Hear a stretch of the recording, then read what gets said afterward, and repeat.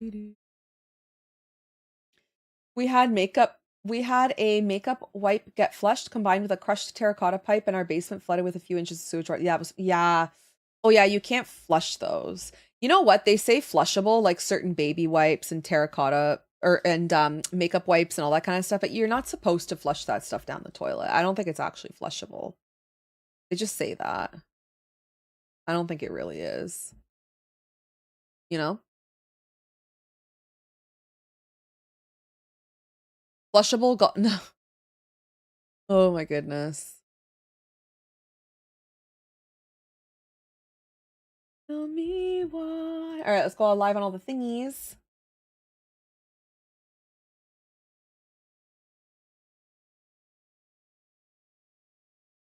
Doo -doo.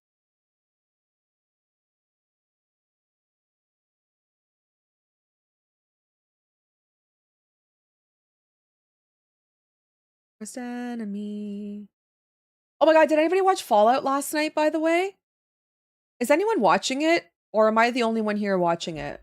Like,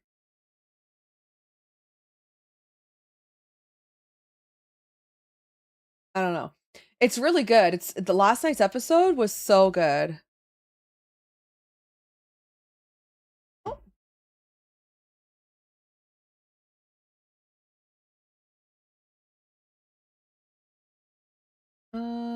1 second. Why is this not working?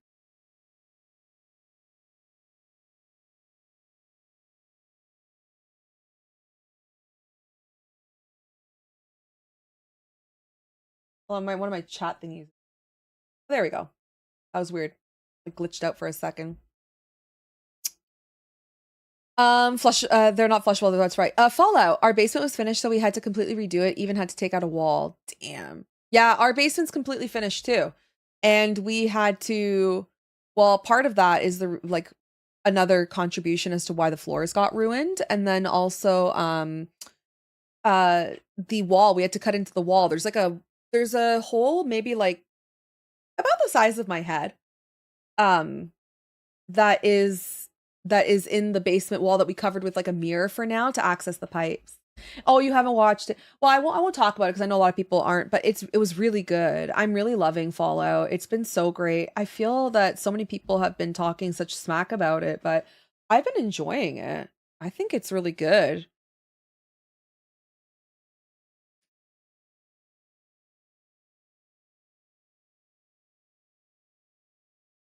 Hi Crickets, welcome on in. All right, so like I said, today we're gonna be working on Zekrom, a Zekrom chibi. So we're gonna start doing that, and yeah, Zekrom. Okay, I got some pictures of Zekrom here. Oh, let's see if I can. Did I fix the live thing?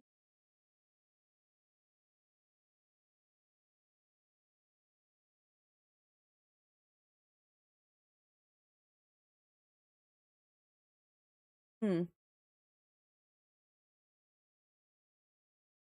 They get a lot of things right. Nice attention to detail with a lot of things. Hopefully they don't ruin it. I mean, I like it so far. I think it's really good.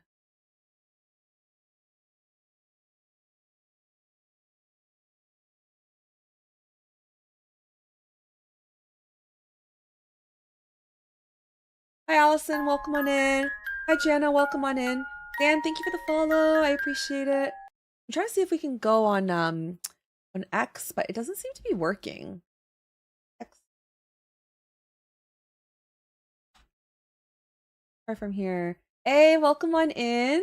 Thank you for claiming the new. How you doing? Welcome on in.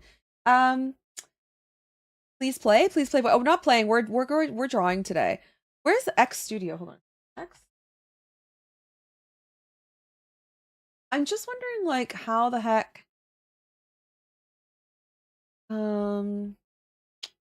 Was it this one?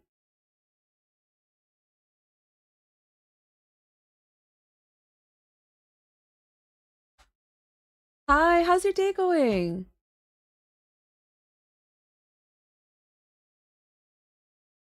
Okay, so I used to be live on X, and then now it doesn't seem to work anymore.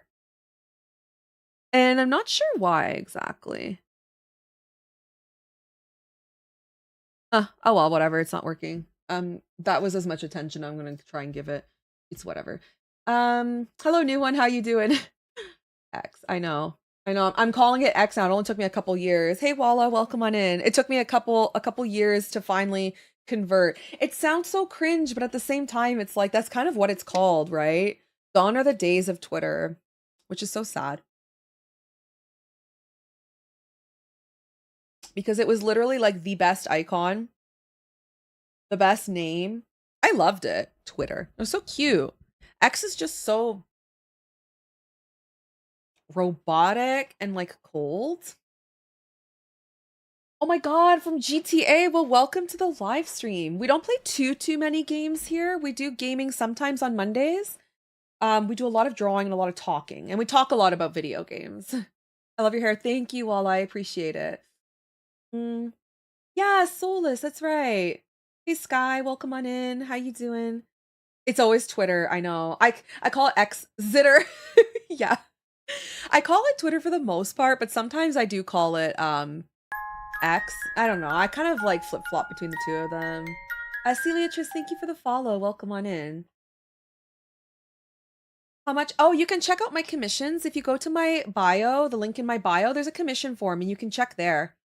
I'd love to actually draw Tails from Sonic. I love Sonic.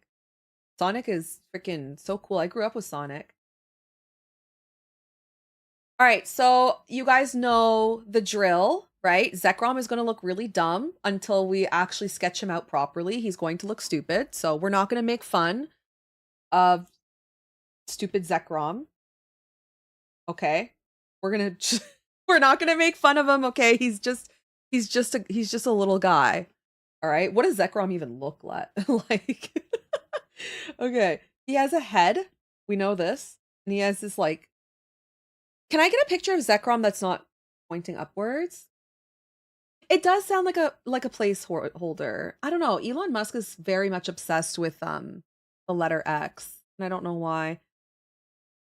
Um so the official key art for Zekrom is like a weird top up view or top down view, and it's hard to see like what exactly this character looks like. So bear with me while I try and find a better reference photo. Cause like, I don't know. It's very hard to understand what the frick I'm looking at. I have no idea. You can you post it in Discord actually? Okay, bye Walla. Thanks for the sub. I appreciate it. Oh, I'm the first person to say your name right. Well, welcome on in. It's lovely to meet you. Ma'am, that's a Kirby.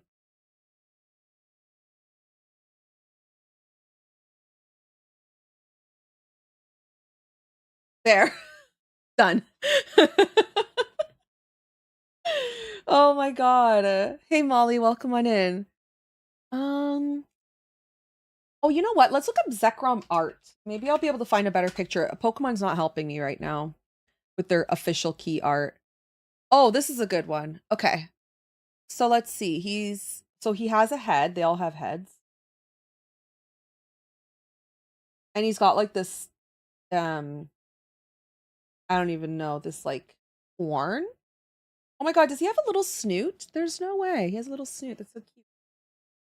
Hi Mary, welcome on in. We're drawing Zekrom today from Pokemon.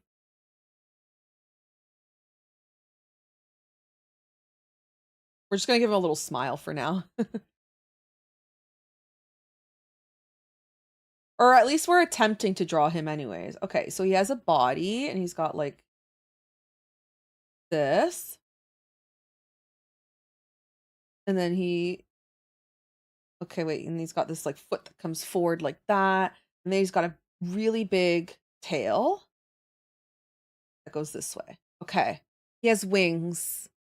Okay, he's got some wings. Cool.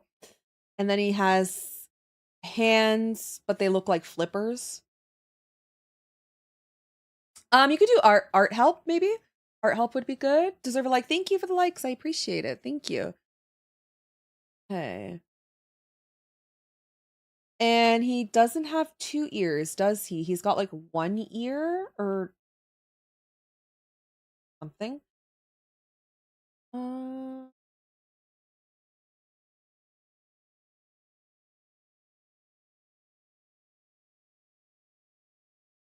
oh, his hands are actually there's like a hand inside his hand,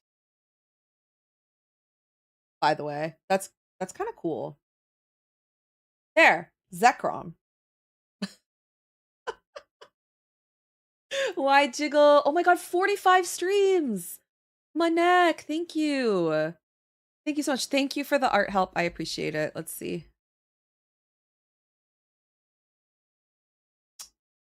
Um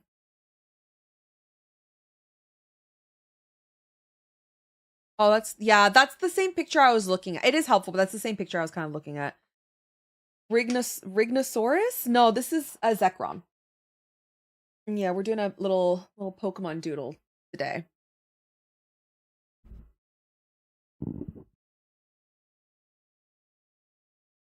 Okay. I think honestly, I think I like the shape.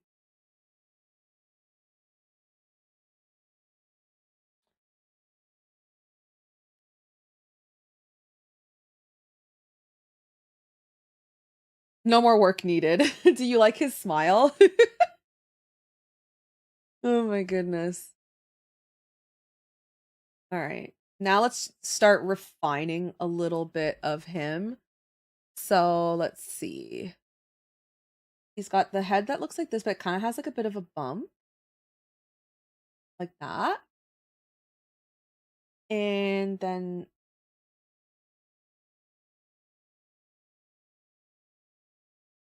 I do want to give him a little tooth. Just because I feel like they're so cute. Little tooth. We have to do little teeth for all of them. Okay. And then this part's a different color. Oh my god, he looks like a little dinosaur, doesn't he? We should just leave his eye like this. Like, how sweet and not aggressive looking is he right now?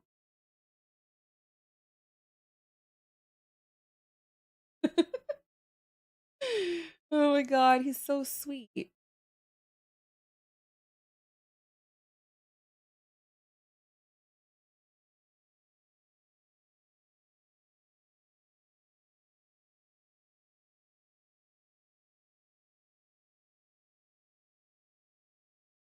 Okay, let's give him a nice chibi eye. So his eye is like this color, that color. Yeah. But mid-eye, there's like this change in his face color.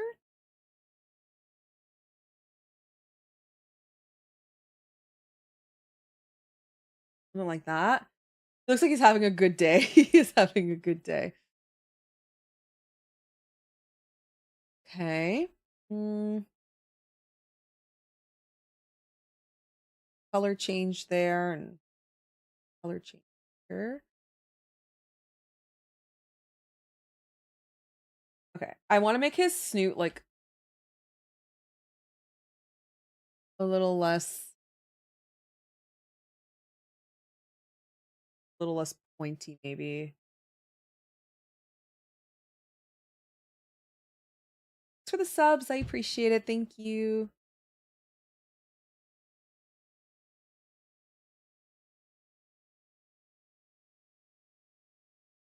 Oh, wait. A second set of teeth is very cute. Um, hmm. Got like another line there. Okay, so this part's black. And then this part's black. I do want to like include his little blue thing there. That would look really nice.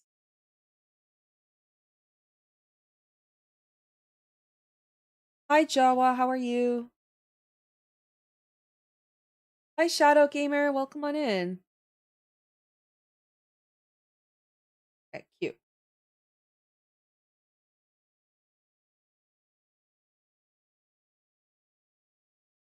He's got this like button or something on his chest.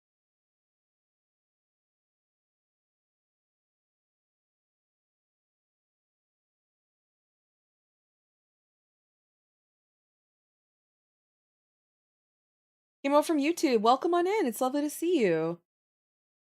Hmm. You're drawing like anime? Yeah, if you guys want to see kind of like what the finished art looks like, it'll look like this once it's all done. We're just working on the base sketch to start. So they usually look really bad during this stage. Right? Everything's very like sketchy and silly looking, but this is what it's gonna look like when it's done. Shadow Gamer, thank you for the follow. I appreciate it. Thank you. Yeah, so we're just working on like we're building the body up a little bit and we're trying to get um some sort of a shape going on. I don't know. We're doing our best is what we're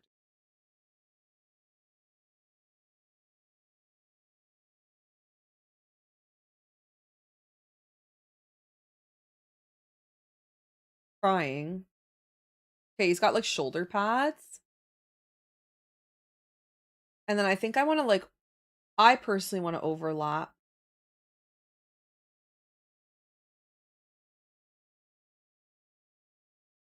the what's this called? The hand in the front because it just makes my life easier for drawing later. I don't have to draw as much or like think too hard about what's under the hand.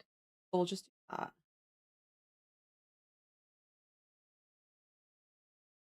I made his hands massive. We might have to make them a little bit smaller.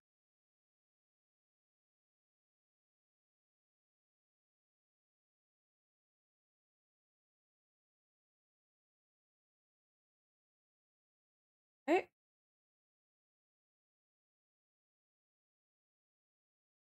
That will be his inner hand.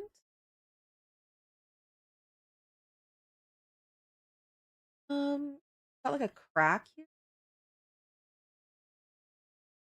Something here. Oh my god, this is already looking so strange.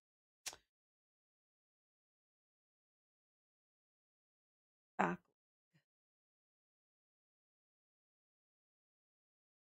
Does he have claws?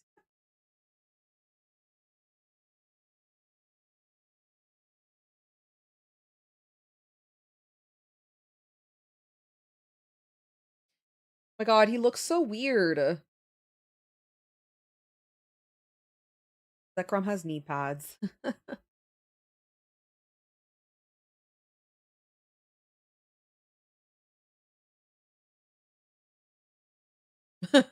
Wait, he's looking so strange.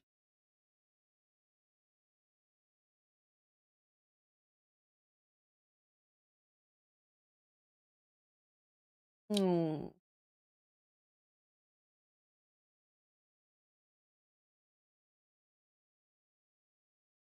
He looks cute. You guys like him? I feel like he looks so weird right now. Okay, though. I mean, we're only on the second sketch. I'm probably gonna do like two more. Okay, and then he's got his little knee pad here too. His little feet. Actually, he's got big feet. You know what they say about big feet, guys?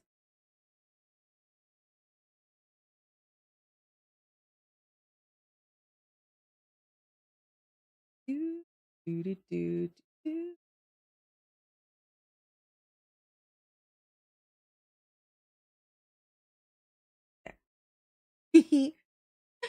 Hi, Shaylee? I think I'm saying your name right. Welcome on in. How are you? Mhm. And then we'll do the back tail. Something like this. And the wings.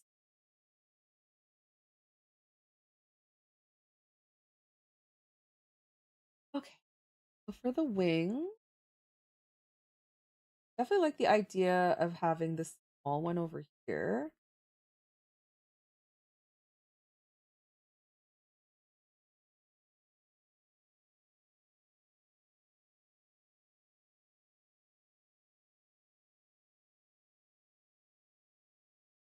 There, like a small one there, and then a larger one back here. But actually, we need to move this down. Hold on.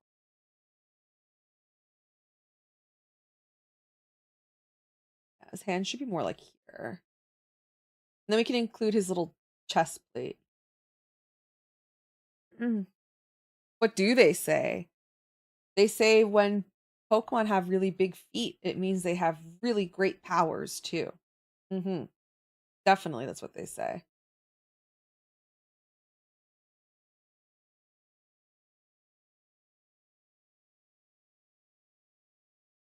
Definitely. That's it. That's all they say. Okay.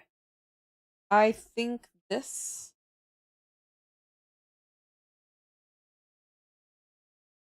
can be up more like that. Yeah.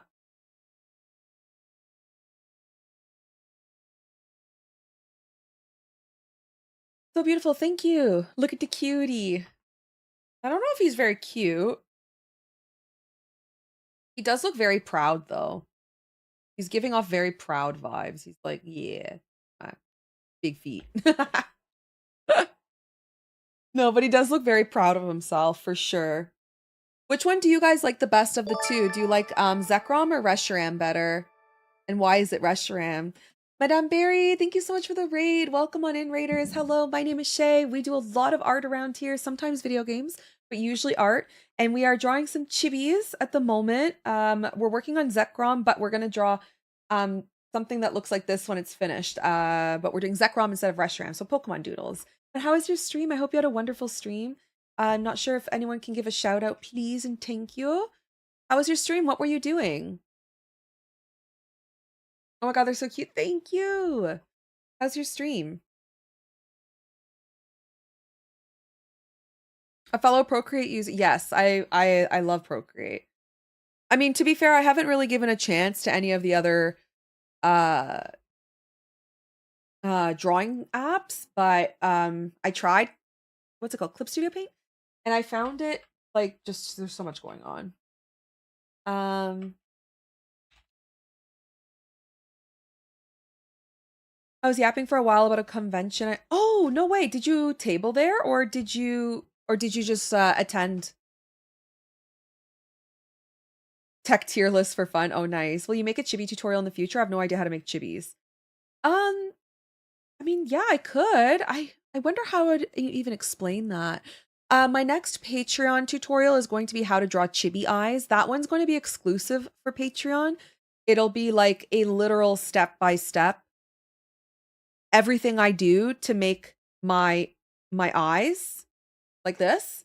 Or my chibi eyes for my emotes as well. So that's the next tutorial. So that'll be available on Patreon only. I'm not going to be doing a YouTube version for that. That's just going to be only for Patreon members. And I think that's going to come out probably this weekend. I'm going to work on it in the next couple days.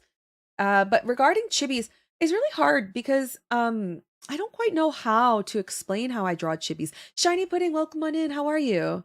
I vended at Ishocon this past week and it was your first one? Or did you do them before? It was a heck of a weekend. A digital alarm clock ended up carving a niche in the tier list. Yeah, so I think a very quick breakdown I can offer just as, I'm drawing at the moment is with chibis, you obviously want to make the head's a little bit larger and everything is fatter. Just think chubby when it comes to Pokemon, anyways, not humans, because when it comes to humans, the head is very big and the body's very small. But when it comes to Pokemon and creatures, the way I like to draw my chibis is everything is exaggeratedly large and squishy. Does that make sense? So, the body is squished and chubby, and then the eyes are very big and large, and everything's just kind of like comically oversized. Yeah, if that makes any sense. Yeah. That's the best way to explain it. Chibis for humans is very different because the faces are so large with the very big eyes, but then the bodies are like super tiny, right? Like you've got like you'll have a head,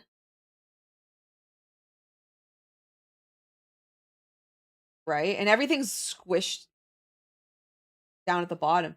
But then you have like this super tiny like body like well that's exaggerated, but they look like little Funko Pops. I don't know. And then little pants and stuff. There's your little chibi and the hair is like so large and so ridiculous and then you've just got this stupid little body that just like dangles from the head or something. Oh my god. Hi lover, welcome on in. How you doing? This reminds me I found a video where someone compares size and length according to the parts they're attached to for anatomy. Yeah, that goes all out the window with chibis. Yeah.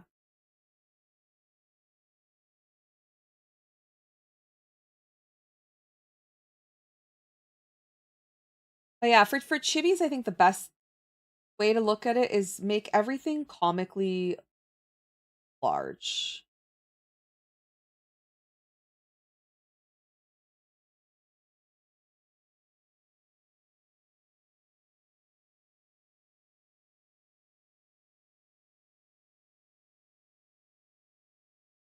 Right?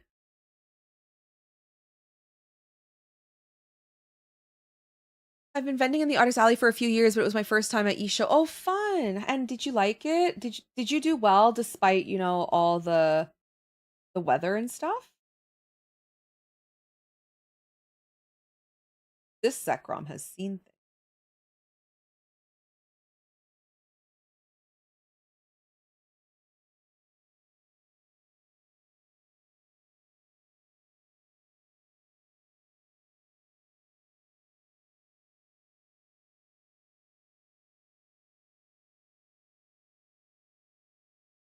Maybe we'll open his mouth a little bit.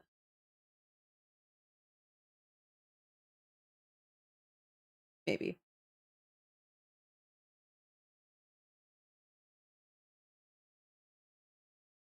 But yeah, hopefully it went well. I feel like sometimes when it comes to conventions, it's so dependent on the weather, you know? In the winter anyways. I try not to do as many conventions in the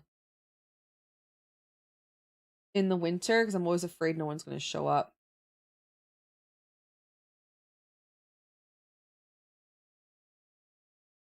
Yeah, I did surprisingly super well. I'm glad to because I extended my stay an extra day to avoid driving through the snow. So that's good. Yes, that's very good.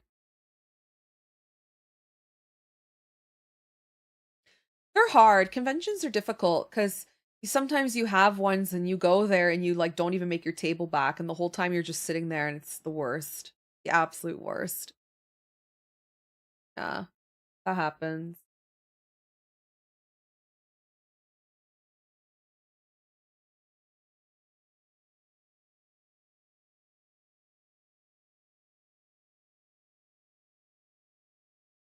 I think his head thing looks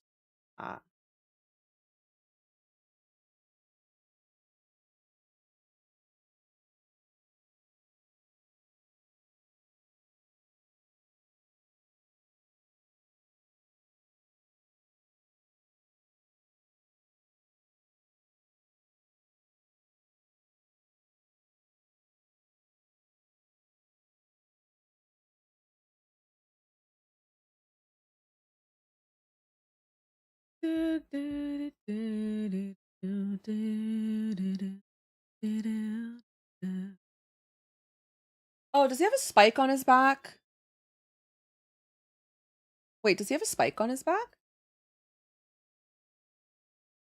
Um, I think some art I'm seeing, he has like a little spike on his back right here.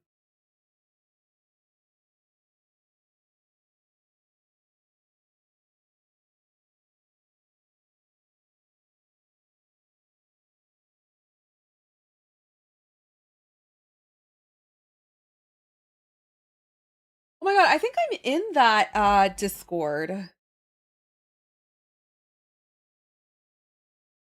Wait a minute.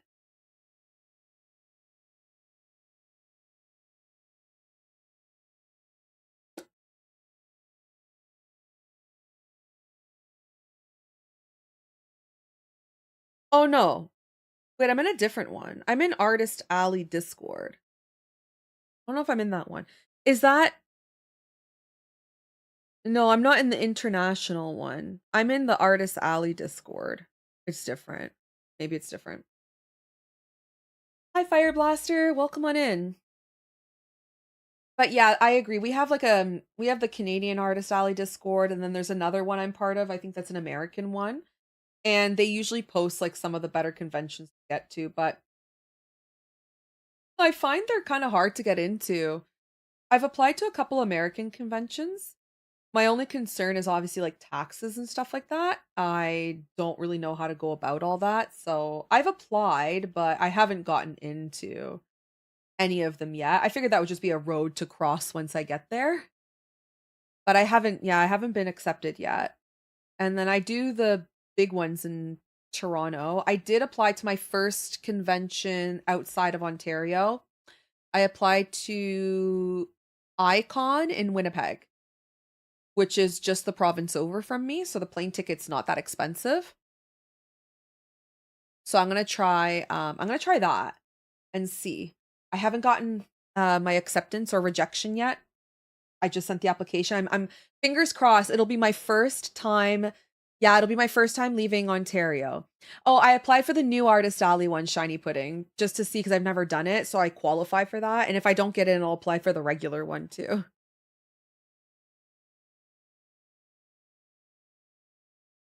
Oh, yeah, it's crazy, isn't it? There's so many people applying. Good luck. Thank you. I hope so, but I've been not having the best luck with conventions this year so far. I've been either missing out because they're like first come, first serve, and I wasn't able to get my application in within the first 30 freaking seconds. Or alternatively, I haven't been able to win the lottery. So, yeah, like Anime North is one of the bigger ones we have here, and it's completely lottery system. So it's all up to like a cat that picks your name out of a hat or something. I don't know. You've never done one either? Hmm. Did you are you do you want to? I know you don't do art full time, right? Shiny Pudding? But like is that something you would like to explore?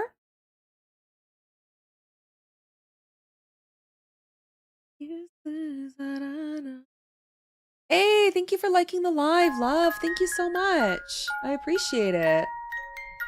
Uh, Ra Rab Memer the Moon. I like that. It was supposed to be remember the moon, but instead it's like remember. I love that name. That's a really funny username. Welcome on in. Thank you for the follow. Yeah, only side hobby I'd like to, but I don't have that many vacation days from work. Fair. Yeah, that's fair. Thank you for the follow, love. I appreciate it. Yeah, I kind of like it's what I do full time, so whenever I don't get into a convention, like it really stings, you know? Oh my god, is it actually remember spelled backwards? Reb Oh my god, it is too. That's so clever. That's cool. I love that name. How are you? Welcome on in. Nice to see you. Thank you, love. I appreciate it. Yeah, I'm hoping to finish this today. We'll see. I mean, Zekrom is really hard. Reb the memer. Yeah, that's what I was. Reb the memer. I love it. Anyways, we're gonna try and finish this today, but Zekrom is very hard to draw. There's like so many moving parts to it and like very heavily detailed. So I'll do my best. We're gonna try and get this chibi finished today, but I don't know if it's gonna happen. Doing good. I love your shapes. Thank you. Thank you so much.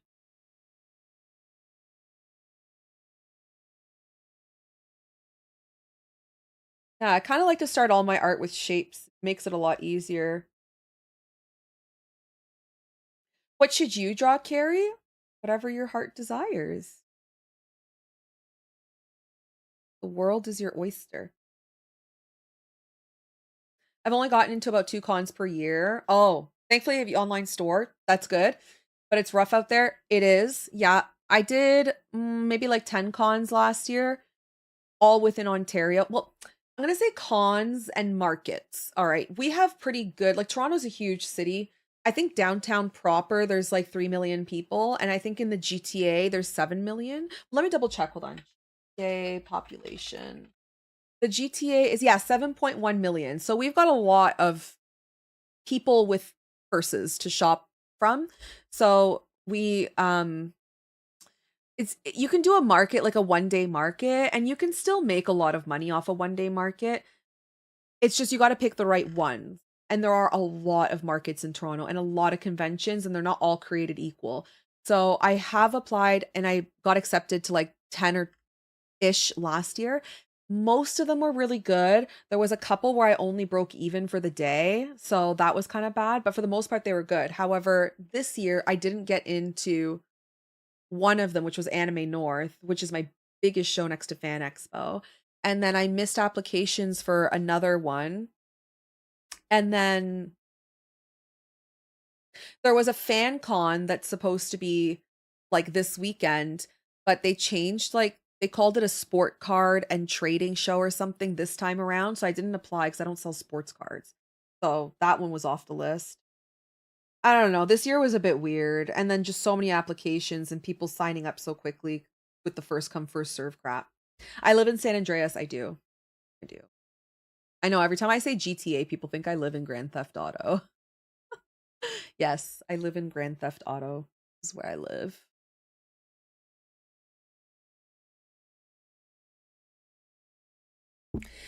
It truly is the worst. I absolutely hate first come, first serve. I can't handle it.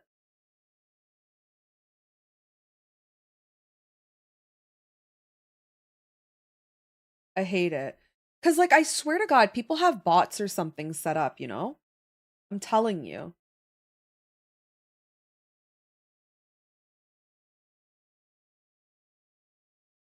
Is that true? No one knows what GTA means? The Grand Theft Auto, the Greater Toronto Area. Wait, no one hears GTA? Hmm. But yeah, that's what we call it, GTA. We literally don't call it. Well, we call it Toronto, but if you live outside of Toronto, like proper, we say, "Oh, I'm in the GTA." That's what we say. Like that's how a local would say it.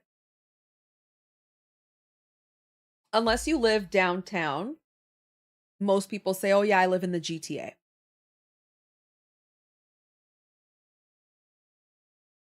Did you get in?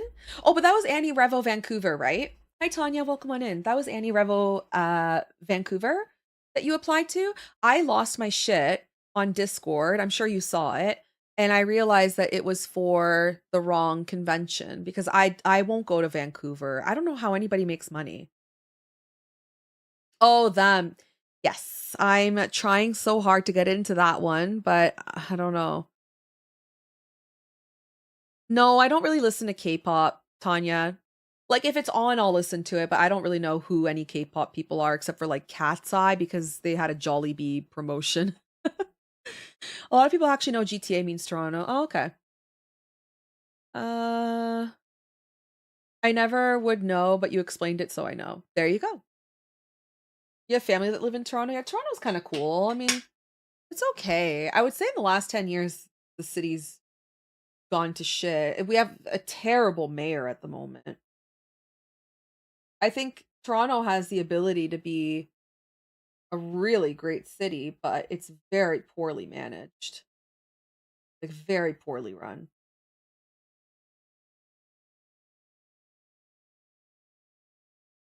But it is a beautiful city. I will say if you like greenery and the lake and waterfront and stuff like that, it is very beautiful. It's very pretty. And we have really nice parks. We have really great restaurants, although that's about to leave. Our economy is not so fantastic here. And I think like 6,000 restaurants in the GTA are set to close because of the rising cost of food inflation and wages and all that nonsense. So, um, I don't know about good restaurants anymore, but it used to be a great place for food. Oh man, Toronto has like the best food scene. Oh my goodness.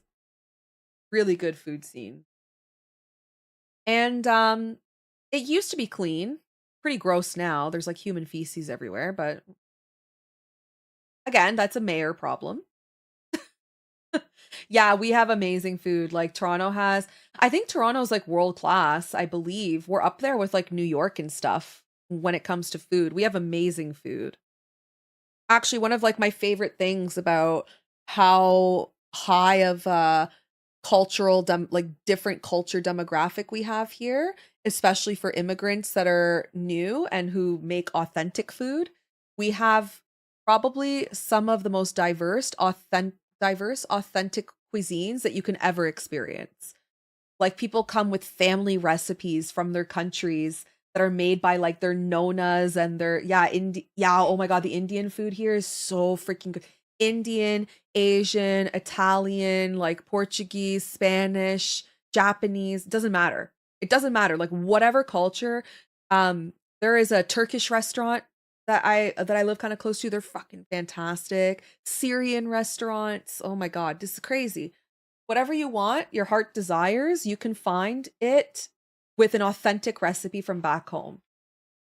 Yeah. I'm just scared because, like, no, it probably tastes better than their own country. Well, maybe, I guess the quality of the ingredients, but I'm telling you, like, nothing's whitewashed here. Like, all our culture food, call it culture, I don't really, world food, cultural food, it's all really damn good, man.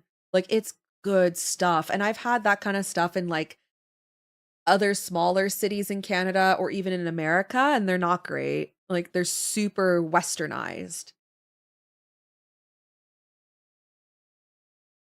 I mean, don't get me wrong, I like sometimes westernized, Chinese food or whatever, but it ain't the same.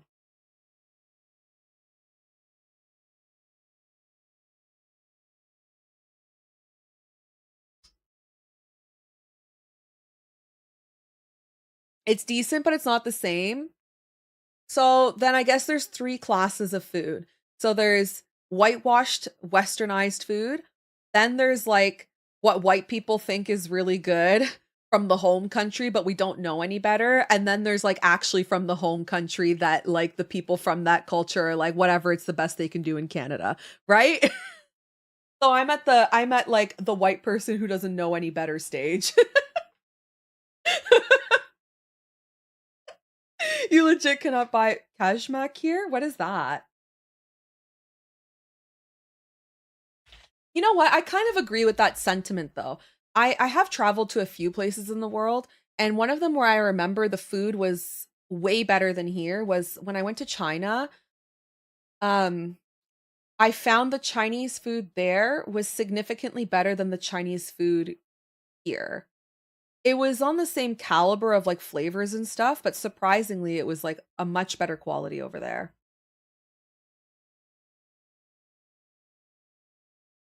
Oh, is that hummus or something? That looks like hummus. Cough? Why are we coughing?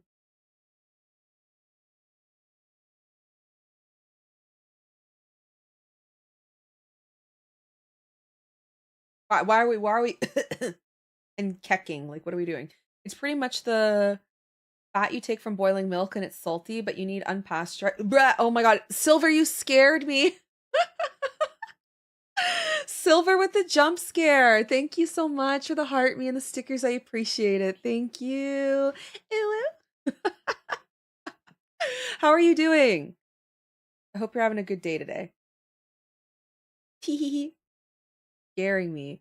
Oh my God, I love Montreal bagels. Oh my goodness. Montreal bagels are so good. They're like crack.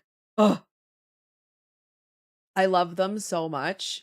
They're like extra sweet. I think they actually soak them in like maple syrup or honey or something. There's something about them that's not like other bagels.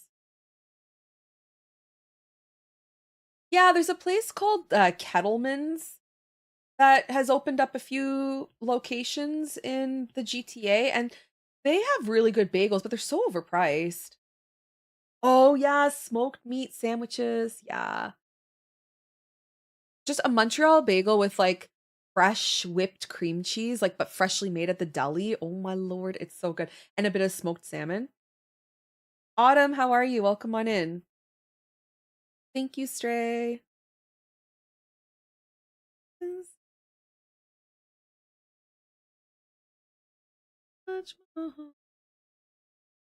Yeah, they have a lot of those in Ottawa. Yeah, that's true. Ottawa, I think, like blends Quebec and Toronto sort of food together.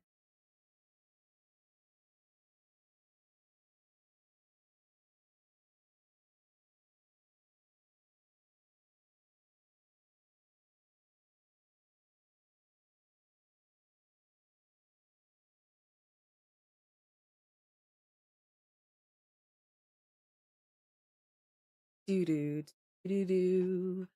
Can you draw Squirtle? I can show you a drawing of Squirtle that I have done, but I'm not taking any drawing requests today. But there you go. I love how it was so conveniently located. There you go. There you can enjoy Squirtle. If you guys ever want to see my art, you're welcome to follow me on Instagram, Video Game Shay Draws. I post like it's the best spot to see all the art without having to like see other nonsense like on Twitter. Yeah, this song's so good. I like this song.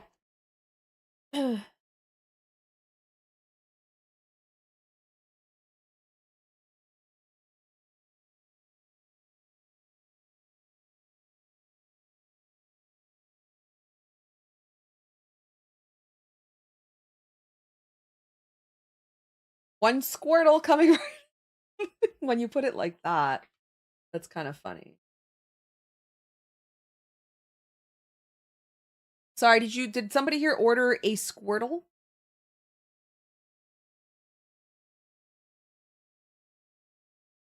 Come to think of it, I don't think I have a single like solo Squirtle art.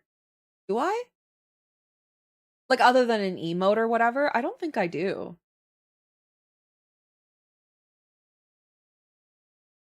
We were meant.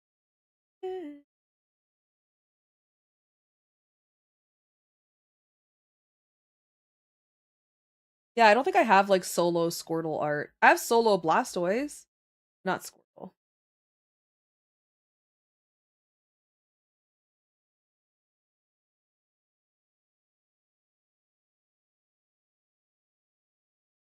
Oh, I love this song. Okay, there's his leg.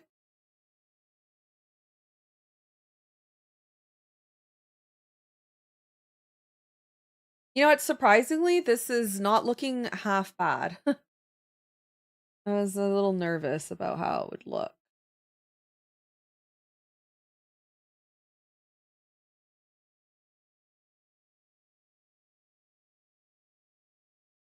I fucked up my shoulder blade and I need something stronger than Tylenol to fix it.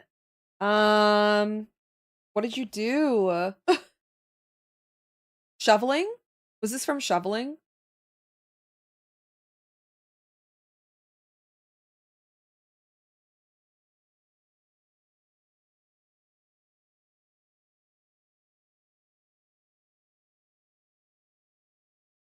Oh no.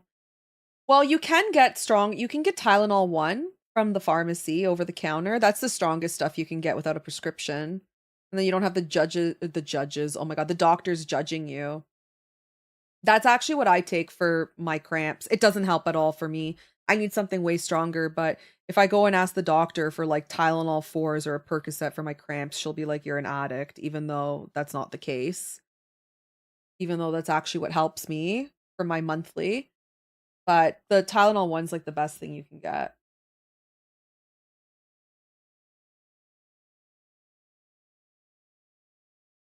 Yeah. Tylenol 1, and then I think you can ask for naproxen. I know you need a prescription for naproxen 500, but I think you can ask for naproxen. I think they have some over the counter. You just have to ask the pharmacist for it. And if you take that and the Tylenol one, that should help your pain.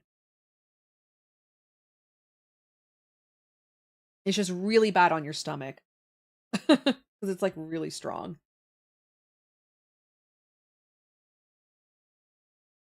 I'll look away. Yeah, that can kind of help. I mean, but it's just very temporary. And then you get stoned. Is a leaf? Yes, I think that's the one. Yes, I think it's called a leaf. I think that's the one. Yes. So if you're comfortable, like Tylenol 1, it does have a bit of codeine, but it's very, very small. So it's not addictive or anything. And it does help a little bit more with the pain than standard extra strength Tylenol.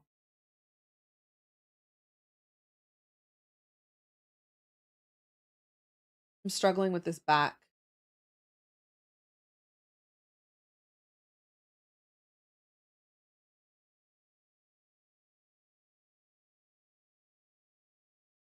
leg. There you go. Yep, ma'am, you might need to check that into that. It's fine. I just need shit to not break so I can rest it. Have you tried a cold and hot patch maybe too? Those could be very helpful. You can also get that from the pharmacy.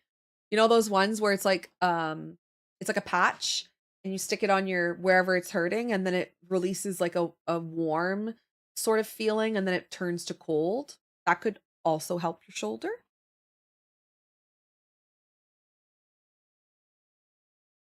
Hey Selma, welcome on in.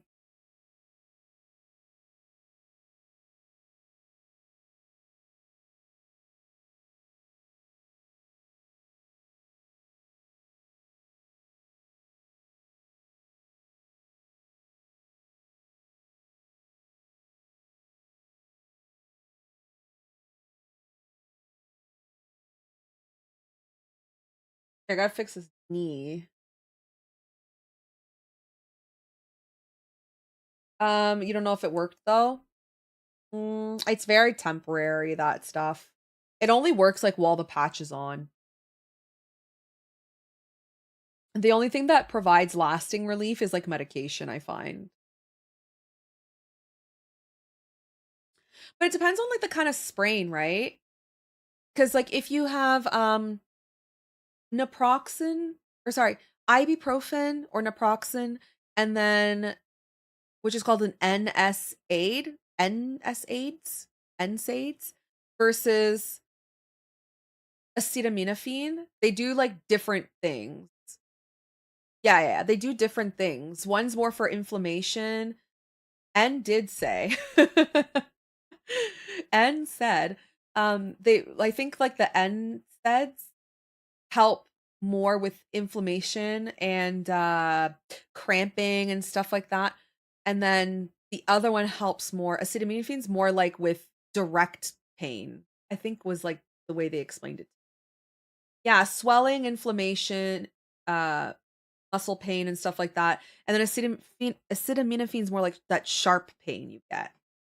I always compare them like one's with dull pain, like dull swelling type, and then the other one's like very direct acute pain. You know what though? Okay, narcotics aside, if you take literally just extra strength Advil and Tylenol at the same time, it actually does work. You just need to make sure you dose them properly every like 6 hours. When I had my C-section, they did that for me. They sent me home because like when you're breastfeeding, you can't have any type of narcotic, right? Like you can, but you pass it on to your baby, which is terrible. You shouldn't do that. So for me, for my to recover from my C-section, they literally sent me home with Advil and Tylenol. And they're like, you need to take this every 4 hours. Do not miss a dose. Yeah, there's like a special dosing formula. Google it. There's a special way to take them. And one time I slept through the night because my baby slept through the night. So I slept all night, like 8 hours. And I missed a dose. I woke up in so much pain. It was excruciating. So yeah. Yeah. But you have to take them like together for the 24 hours. Exactly. And don't miss a dose. And then it will get rid of your pain. And then that you don't have to get like anything special like from behind the counter. It's just regular Tylenol and Advil. I promise you that that helps. Like they cut my whole stomach open and I was totally fine with just taking those two things. Oh my god, the way I felt when I woke up, I was like Tyler's like, "What happened?" And I'm like, "The pain. Oh my god." And he's like, "Did you not take your medicine in the middle of the night?" I'm like, "No." I was dying. I have never been in so much pain in my life. That was crazy. I couldn't handle that. That was too much for me.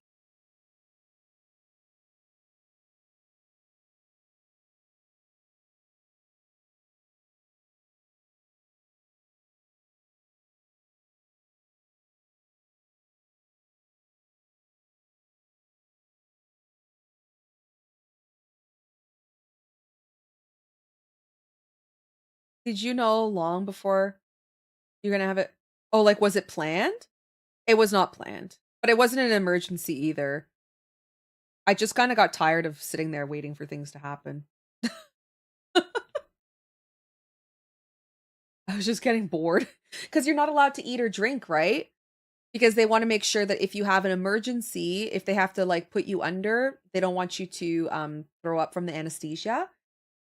So, you are not allowed to have any water, like, I was able to suck on an ice cube, so I was in labor for, like, I think it was, like, 12 hours or 18 hours, and I was just so over it. I was like, "Nothing's happening," because nothing was happening. We're just sitting there. I was like, "Well, I'm hungry, and I'm tired, and I'm thirsty," and they're like, "Well, you can't have anything."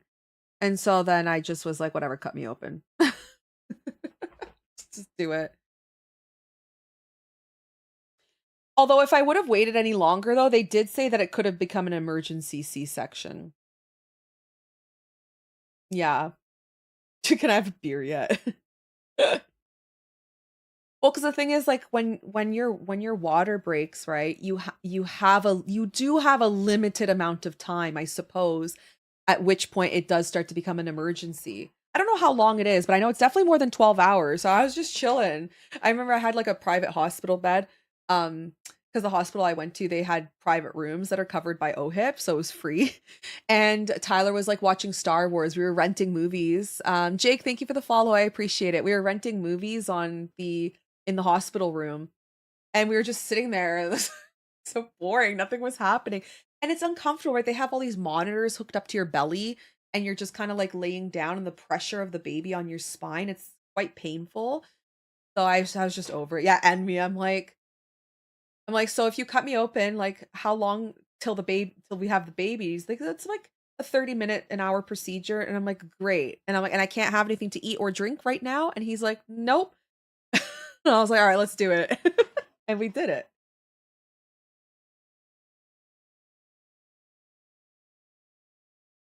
Yeah, overall, it was actually a pretty, like, chill experience, I would say, right? You don't feel anything. They give you really good anesthesia, so obviously you don't feel nothing.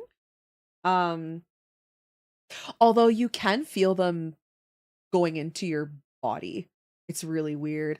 Like, you can feel the pressure of them going in your womb, like, in your stomach to take the baby out as they're moving all your organs out of the way. I felt like my eyes were gonna pop out of my head. That part no, that part I maybe not 8 out of I think, like, 6 out of 10 would recommend. Yeah. It was weird. It was really I'm not gonna lie to you guys. It was very strange. It was a very weird feeling. Um, but I don't know, I think I'd prefer that over the alternative, you know? The other way just seems so painful. I don't think I wanted to go through that. Yeah, it was a very strange sensation.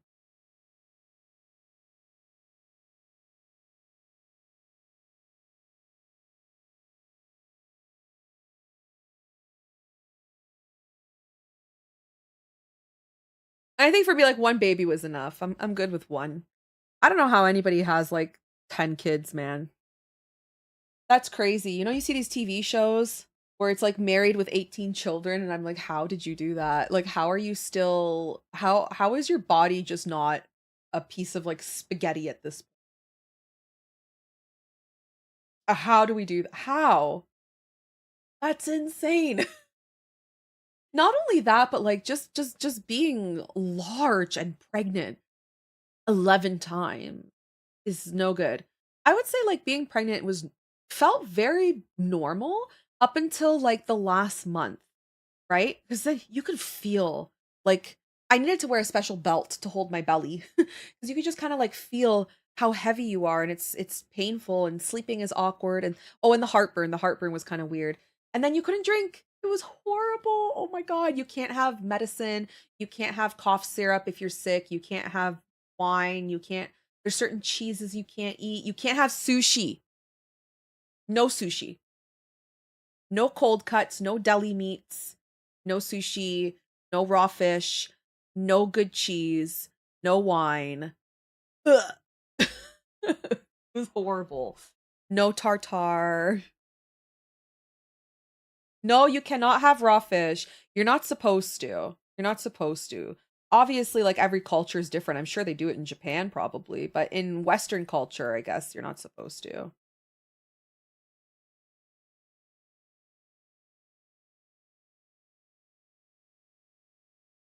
Oh my God, the first thing I had after I had my baby was I'm pretty sure I had a sushi platter and a glass of white wine. I was so excited. Oh man. It was so good to finally have that. 9 siblings, but most of us are adopted. Still having that many siblings is not for the weak. Definitely. Yeah, there's like a lot of stuff you're not supposed to have. There's a lot of restrictions actually.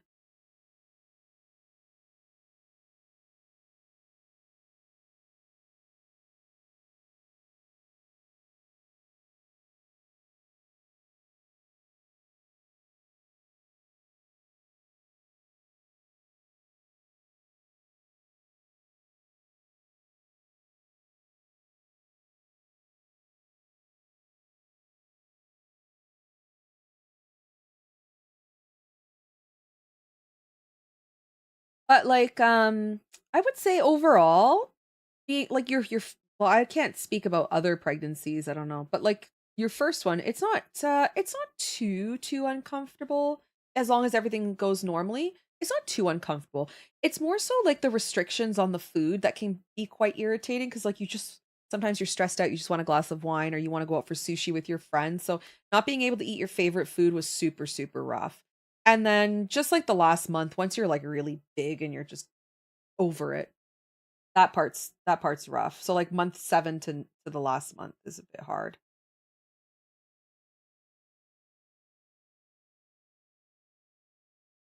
But it's definitely worth it. I feel like having a kid's the best thing I've ever done.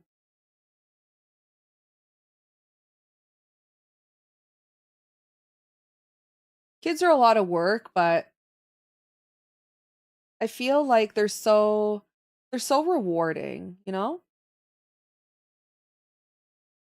It's really nice having like a little version of you that likes all the same things you like, and they always will love you and they always want to hug you and kiss you and I don't know, play with you and stuff. I don't know, it's cute.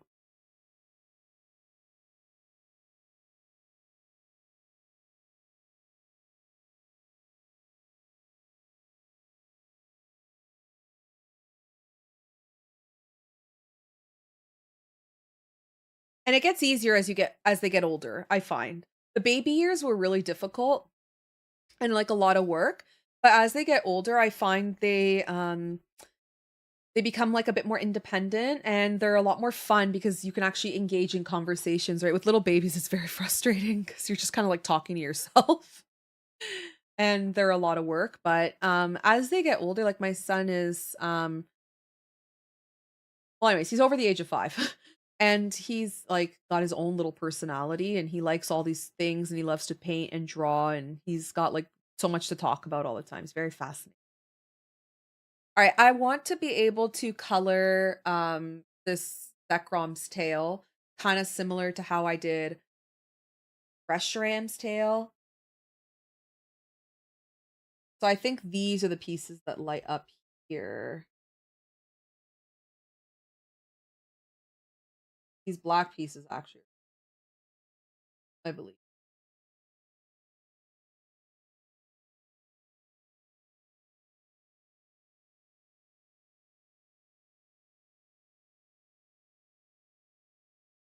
Thank you for the likes.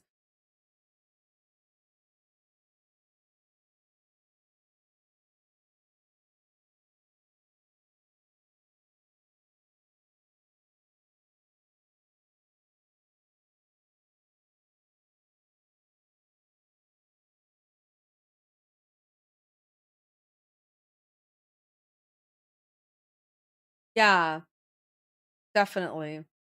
I think from the age of like 5 to 13 is the best. I think after that, um, they get too sassy.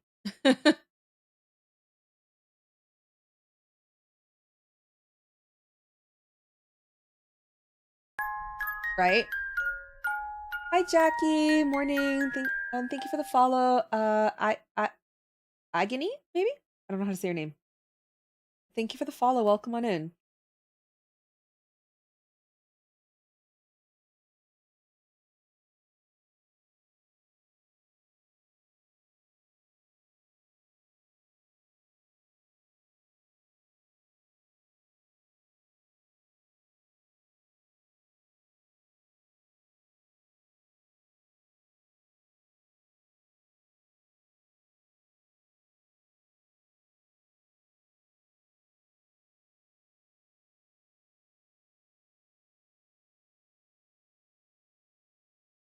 Oh, this guy was hard to draw, not gonna lie. It was a super big challenge.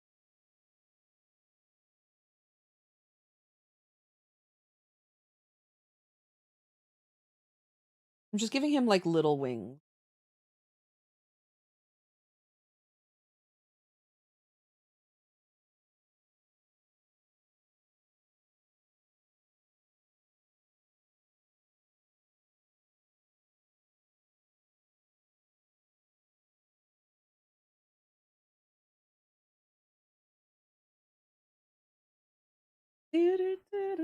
Snow has been removed from the driveway. Yay! Let's go. That's exciting. Our plow, they came through, but they didn't do a very good job. Pace, we've been trying to follow for 3 minutes. Well, thank you for going through all that pain. Uh oh, like a peony. A&E. Oh, got it. Thank you. Thank you for the follow. I appreciate it. Google Chrome is super frustrating. Could be a Twitch thing though. Twitch is very frustrating too. All right. That's Zekrom. I think I like it.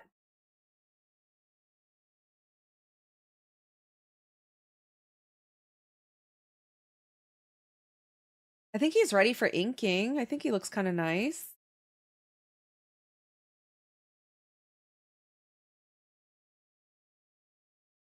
Oh. Oh yeah, it was really good, huh? What did you think of the episode? By the way, I have a question since you're a huge Fallout like fan and you're playing it.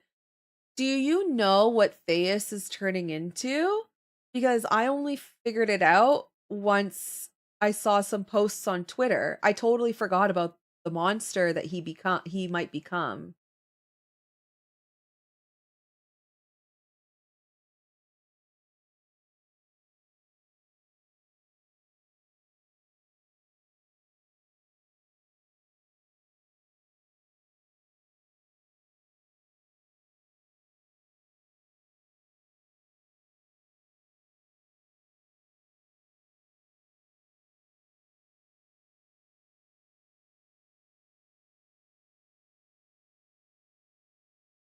Okay.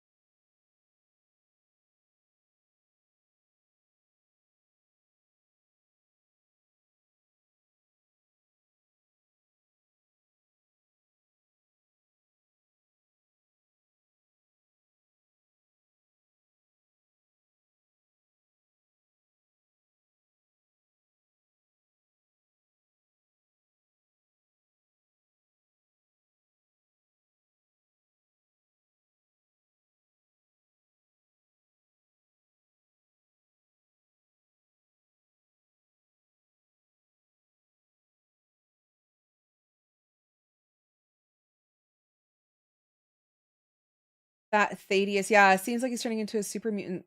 That weird thing on his chest wasn't anything ghoul like. Yeah, so some people are saying he might turn into that is it called a centaur?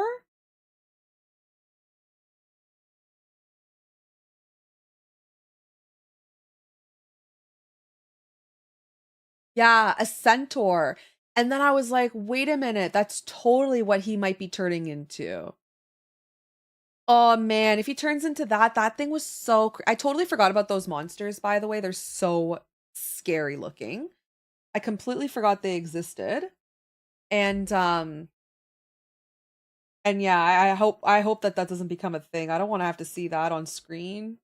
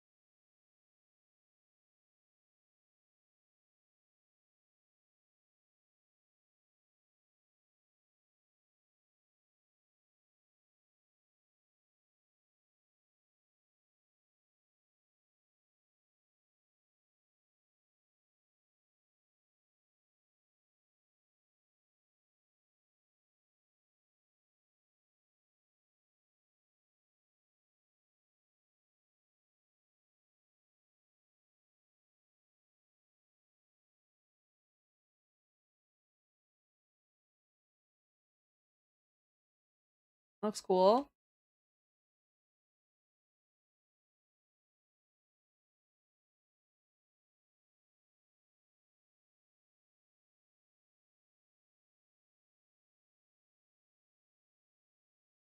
Speaking of video games, I learned there is an Arkham game I didn't know about. It plays like a Metroid vanilla game. Yeah, there's three. No, is there not three Batman Arkham games? I think there is. Well, so they're in Fallout 3. So I think that that's why I remember them, but I totally forgot they existed. And so Twitter, was going off this morning with, spoilers and everything. Thank God I already watched the show. And yeah, they're like, "Oh, Thaddeus, my dear, I'll still love you no matter how you look." And then I saw that picture and I was like, "Oh, I forgot about those things." Yo, Vixie, how are you? Welcome on in. Oh, there's a VR game? No. Really?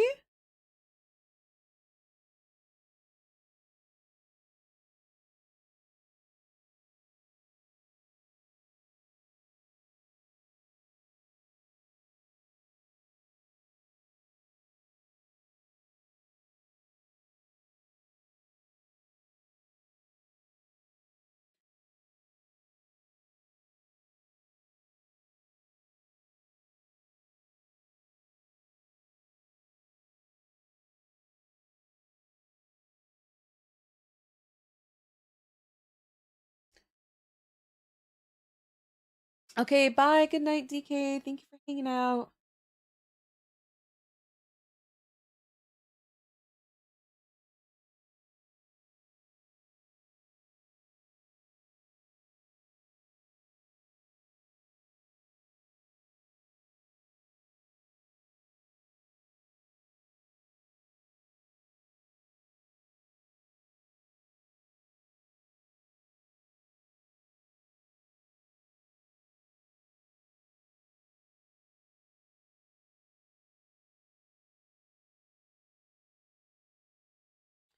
Okay, well, what do I do with this? I mean, that looked kind of good. I just don't like what we did there.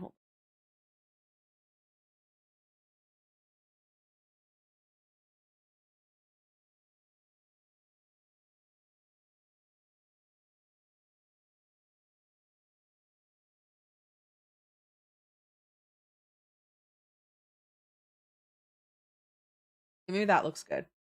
Yeah, they have the guy who voiced Batman in Origins voicing Batman. I think Conroy was already dead when the VR game was released. Yeah, I don't know which one that is. Stop shrimping. Thank you, Vixie. I don't think that I have um any knowledge of this VR version. I just know that there's a couple different Batman games.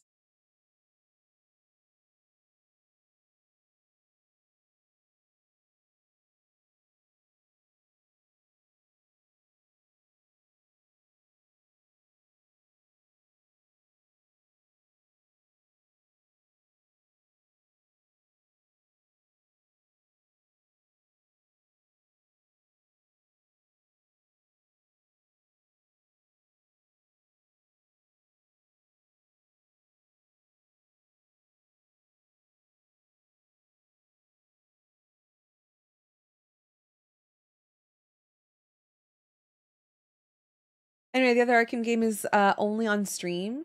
Guy I know who played it said he paid around three. That's it? $3? Pretty cheap.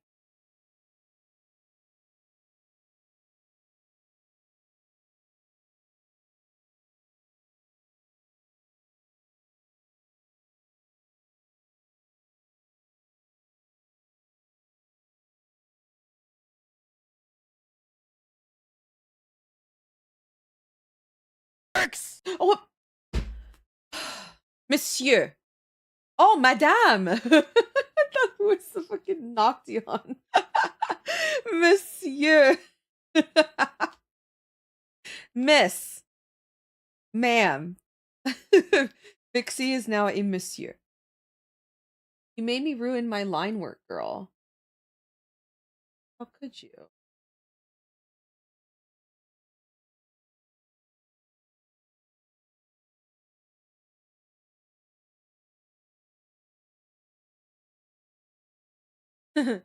Well, it's not the other Arkham game. If you played Arkham Dread, it plays like that. I played two of the Arkham games. I played Arkham Asylum and I think Arkham Knight or something like that. I can't remember. It was so long ago.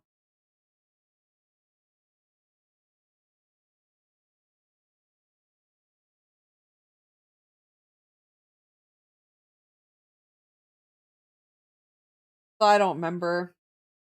Lego Batman. Yes, it does. Of course.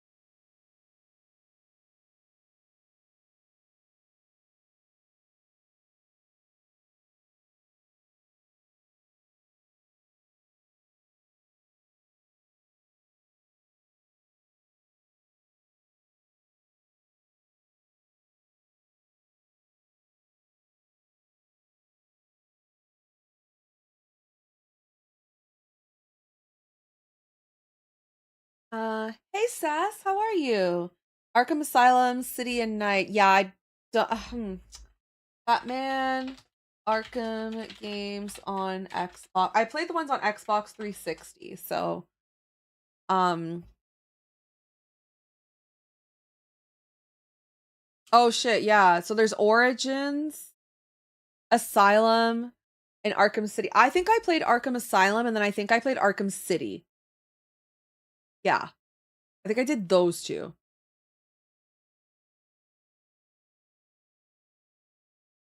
Oh my god, are you serious, Vixie? Because of the snow? Yeah, so part three is Origins. It's called Origins, I think. Yeah. I don't think I played it either. Oh yeah, I definitely played City. Yeah, I played those two. But it was so long ago, I literally don't even remember the game. I was actually thinking possibly of playing it on YouTube, but I'm not sure. I'm not sure yet. Like when I would do that.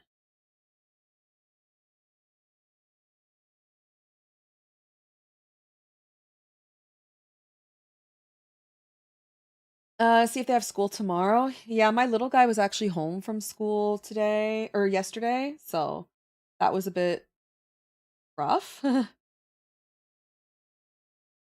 But he went today. He had like a mild fever. I don't know how he got it, but thankfully he's since recovered.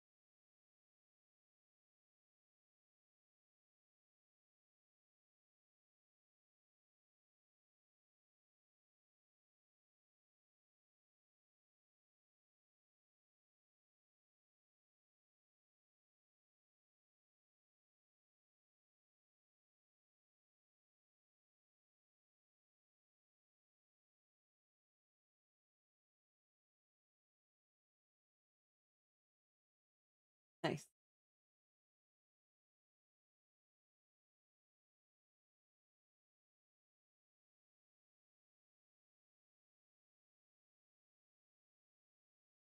All right, go to this back leg now.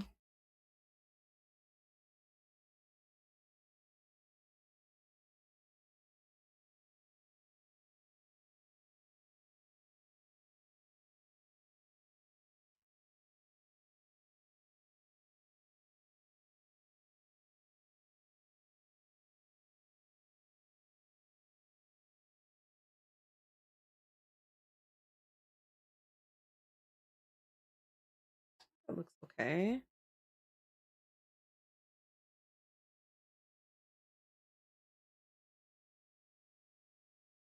Sorry, no, I'm shrimping. I'm being an absolute shrimp at the moment.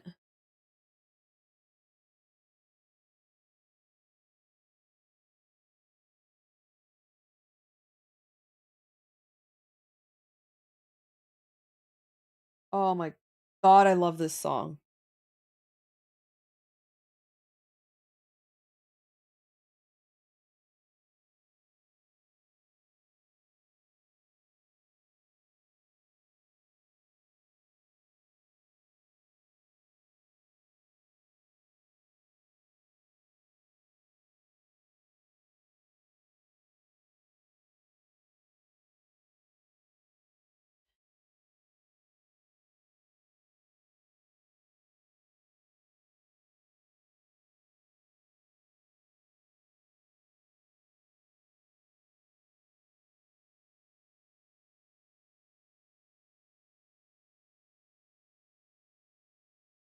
By the way, I was thinking of releasing these chibis on Patreon as coloring pages. That's something I'm probably gonna do because the line work is so clean on these ones, and usually I don't do this kind of heavy line work anymore. But when it comes to like my merch and stuff, I like to do the line work. I don't know, there's a specific style I like for my keychains and my stickers and stuff. I kind of prefer this style for that. So I do more like chibi with heavy line work and stuff. So yeah, I was thinking it could be kind of fun. Then you guys can print it, and you can color in your own time. I thought that would be like a neat little thing to do.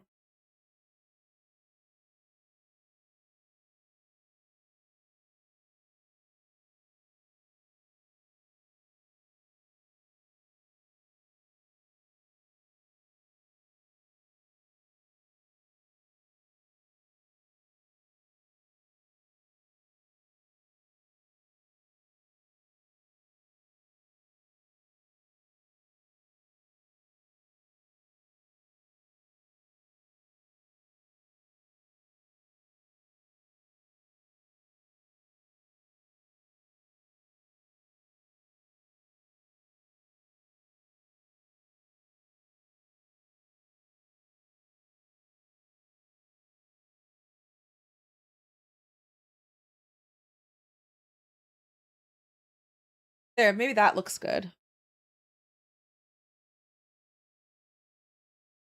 Almost done. And then we can start coloring.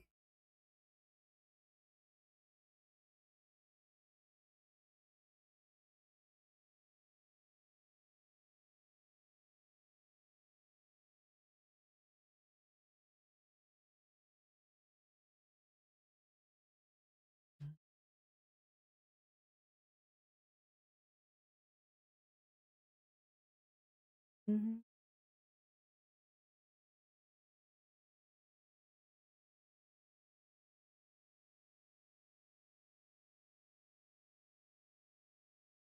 Hey, Dragon Master, thank you. Welcome on in.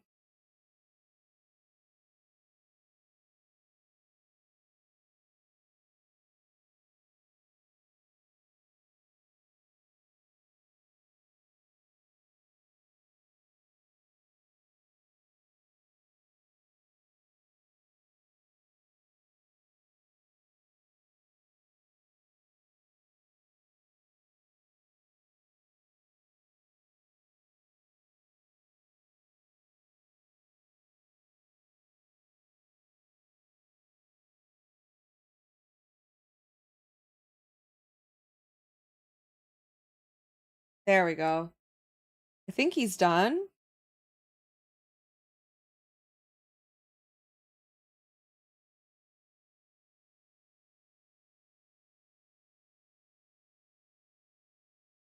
This is raster. Um, Procreate doesn't work in vector.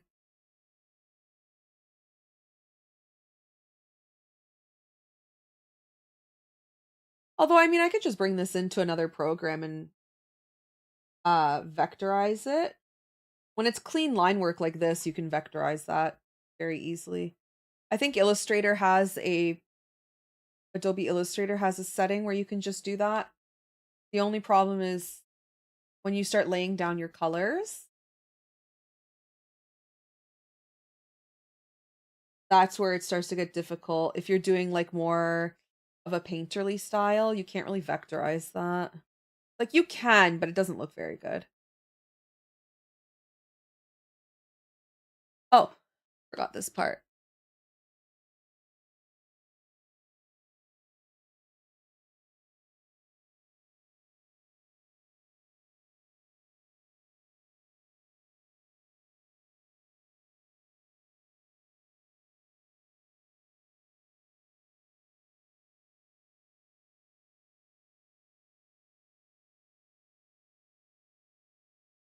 All right. Color time. We did it.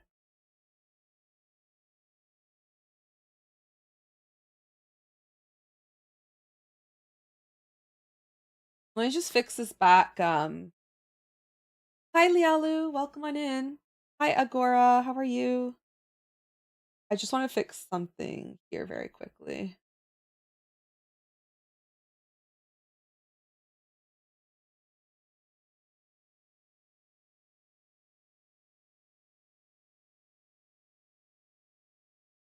I do make animated emotes. Yes, I don't draw, like I don't animate them myself per se. I have an animator that I work with, but I do animated emotes. Like I offer them as a commission.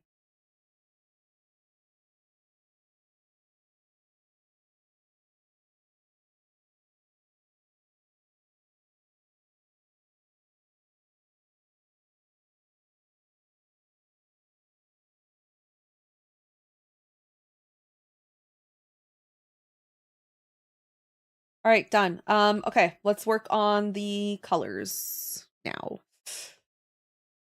Oh, I want to stretch for a second. My butt's hurting, like my butt and my thighs. Hips is the word I'm looking for. I don't know why I said butt. My hips are hurting.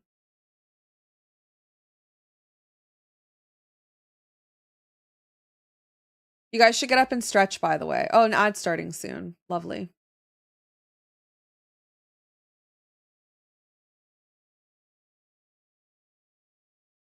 I've tried to think myself, and I'm struggling how I layer the body parts on Procreate.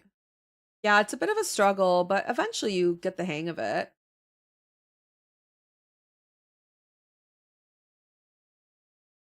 All right, I need to stretch for a second. Hold on. My body is aching. Zekrom appears angry, does he? No, he looks happy. Sort of. I mean, not happy. Oh, shit.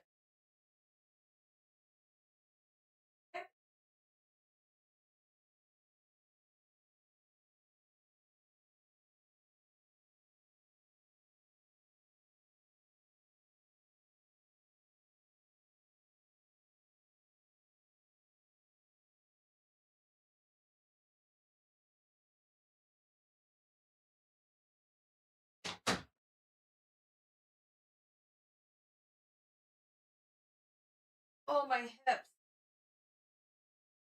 Oh my God. If your birth year starts with a 1900, you guys need to get up and stretch, please, for the love of God. Oh, oh, that felt good.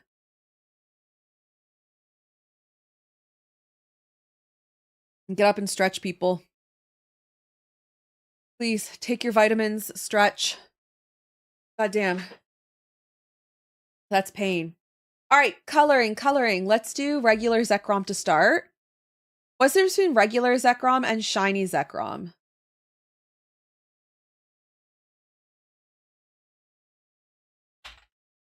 I think the shiny one's like lime green.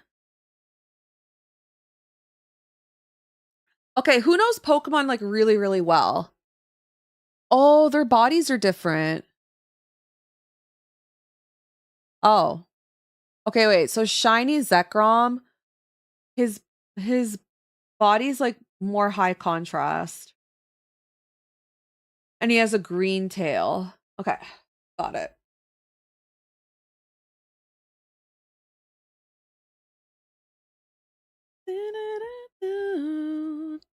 Oh, and their eyes are different too.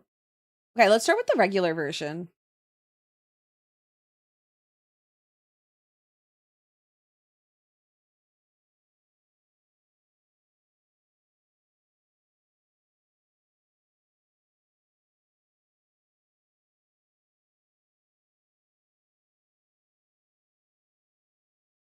Yeah, he's got like he's got a bit more of this like blue look, definitely. Okay. We're gonna do the regular one to start. So this part.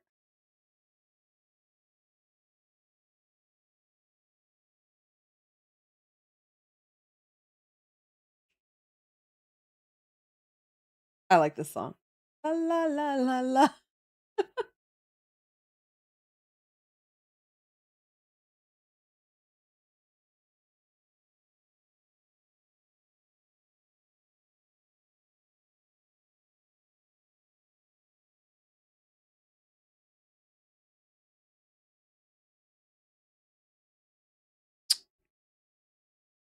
I think this is like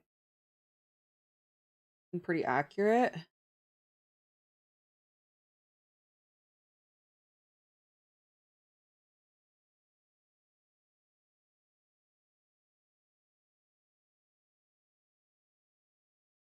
Sha la la la.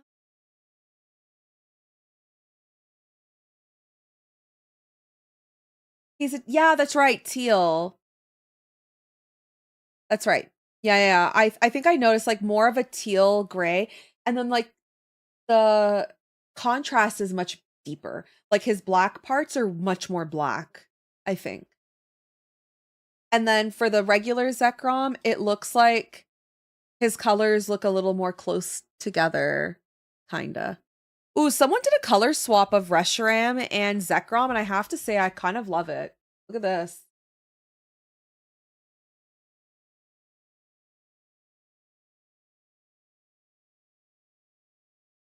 Look at that. That looks beautiful. Oh my god, black Reshiram? That should have been the oh, that should have been the shiny, eh?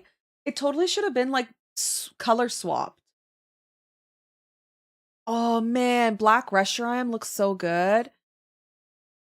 Why didn't they do that? They should have done that for the shinies. They should have color swapped them. Horrible.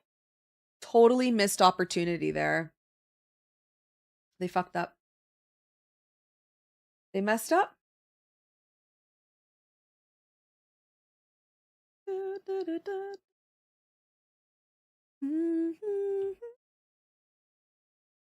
Ugh, you stop that.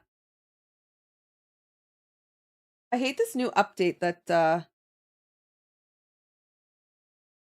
Procreate got. It's so irritating. Or not Procreate, sorry, the iPad in general.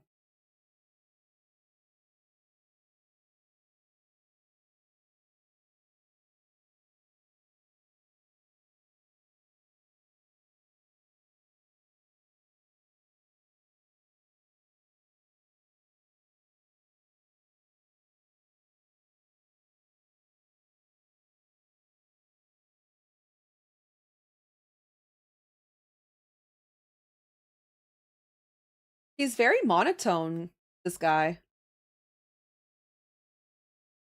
Quite monotone looking.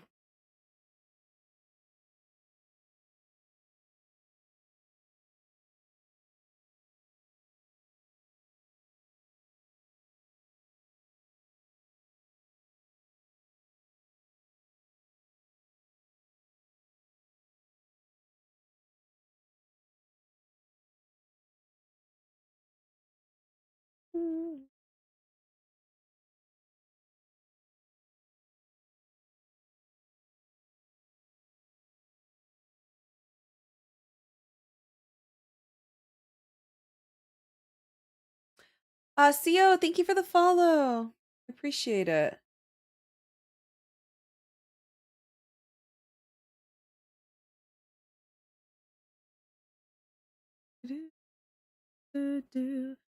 All right, so his tail. Okay, I'm gonna do his tail glowing because that's what I did with Reshiram, and I thought that looked really good. So we're gonna do like the inner part of his tail is going to do the glow effect. So I think that his tail is the light gray color. Okay. So it's this color and this. And then we're gonna do the blue, like the very bright, crazy blue in his tail. So it's like powered up. Actually, let's go even more like ooh, that. Oh yeah, that looks good. I do not like this song.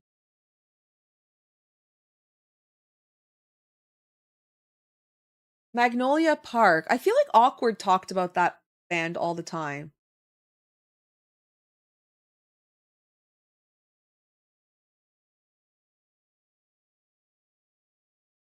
All right. Shoulder things.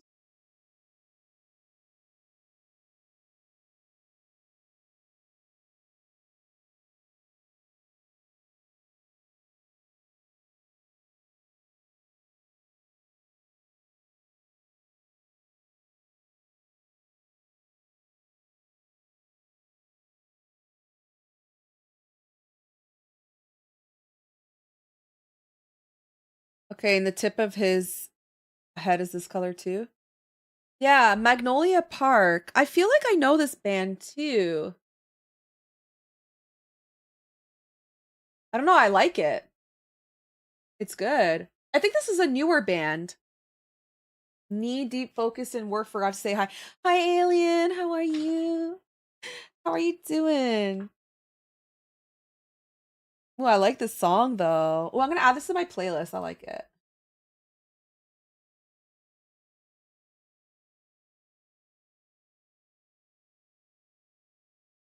How are you doing, sir? Are you having the most wonderful day ever?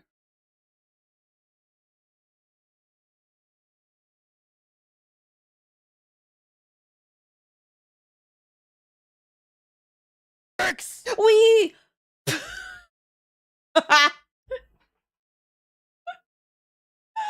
Thank you.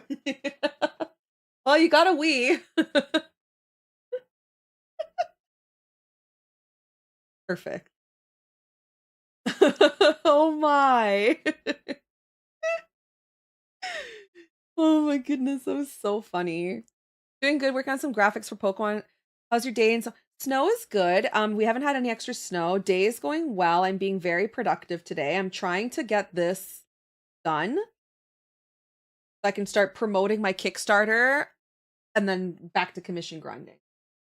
I've been pushing this off for too long. I need to get this out there. So I've waited too long.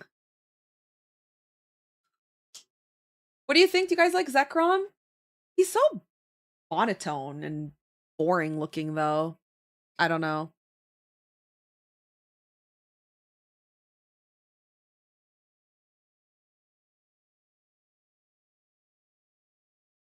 I never realized how monotone Zekrom is. He looks awesome. Thank you. Thanks, Stray Love.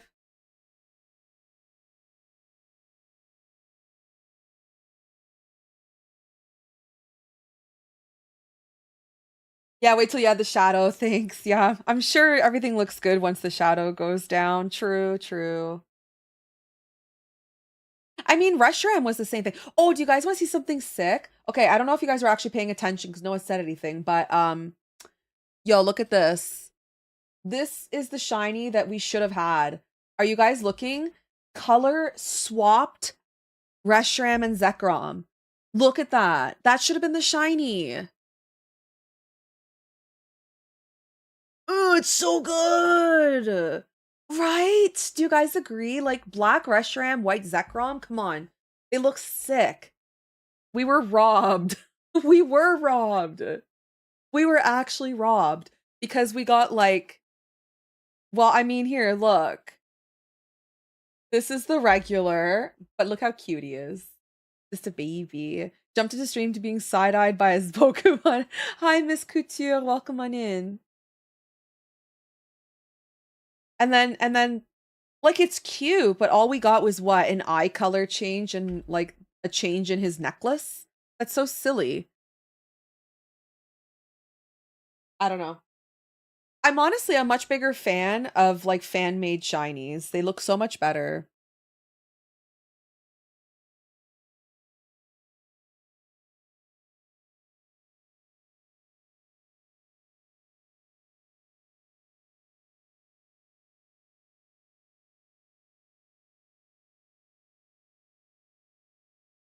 Yeah, it's like a light yellow color here around his pupil.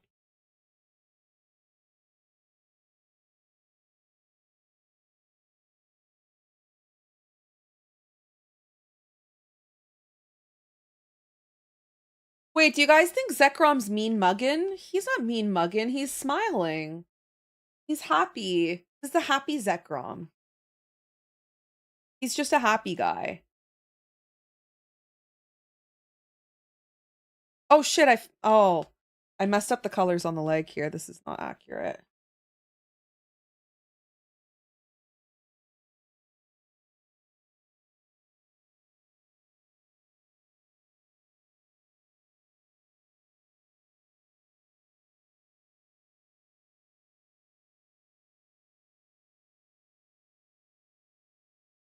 Now he appears. Yeah, he's smiling. He's about to finish you off with kindness, just like Mega Dragonite. Non-lore accurate feat. Oh my goodness. I did that for Reshiram. Reshiram has non-lore accurate wings. You guys want to see the mistake I made? But I was like, I've gone too far. I can't fix this now. He doesn't have the fur uh right here. This is supposed to be flat. That's supposed to be flat. But how much cuter is the extra floof on the wing? This is it. This is where everybody's going to say this is AI. They're like, this was drawn by AI because it's not accurate.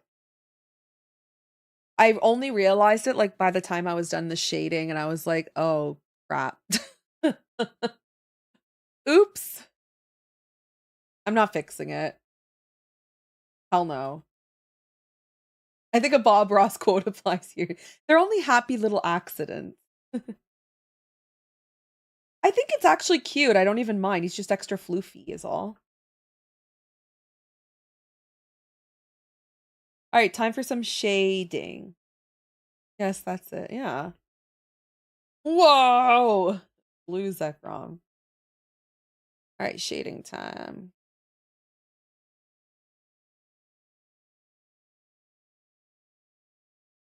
Oh my god, yeah. So one person, so my Giratina keychains, right? I made like an Instagram reel for it, right? These. And then I showed the back. And they went viral. It's like 400,000 views, right? And so one moron commented and they're like AI. That's it. The amount of people that attacked this person, I mean, it was probably like 5 people, but it's a lot for me. And they were like, bro, like if you would just click on her profile, just click on it, you could literally see all of her drawing her art. It's insane. It's so frustrating though. Like the I don't know, people like to throw that around so loosely. And it's hurtful because then you get other morons that look at your, comment section like, "Oh yeah, for sure it's AI." And then they like don't want to follow you because of some baseless accusation. Well, I think, and like to get a little deep, I feel like that's the problem with today's society in general. No one looks past a headline or a whatever they see initially, right? It's same with the news. Like people read a headline and then they don't click on it and actually read the article. People see something happen and then they don't actually research it for themselves and do at least like 10 minutes of searching, right? If the person would have just clicked on my social media profile in 30 seconds, they would have figured out that I don't use AI and that I hate AI. Like I have so many process videos and I have a Patreon where I teach people how to draw. Like, you know what I mean? So, like it frustrates me because the amount of arguments that could be solved online or hurtful things that could be avoided being said if you would just take a couple minutes out of your day to think before you wrote stupid shit. That's it. That's the rant. I know, right, Ivy? I know. I get duped by AI all the time. Yeah, critical thought. Exactly, Miss Couture. Exactly. It's like critical thought is right out the window. Oh my god, hi Vixie. I'm waiting for someone to tell me my art is AI because my hands look weird so I can reply, brother, I'm just trash at hands. For real. I'm happy I don't like I'm happy, but I'm also insulted that I don't get a lot of AI accusations. Like part of me is like, what is my art not good enough to for you to claim it's AI? Like what a world we live in, huh? So crazy. But um yeah, it's frustrating when people just don't look.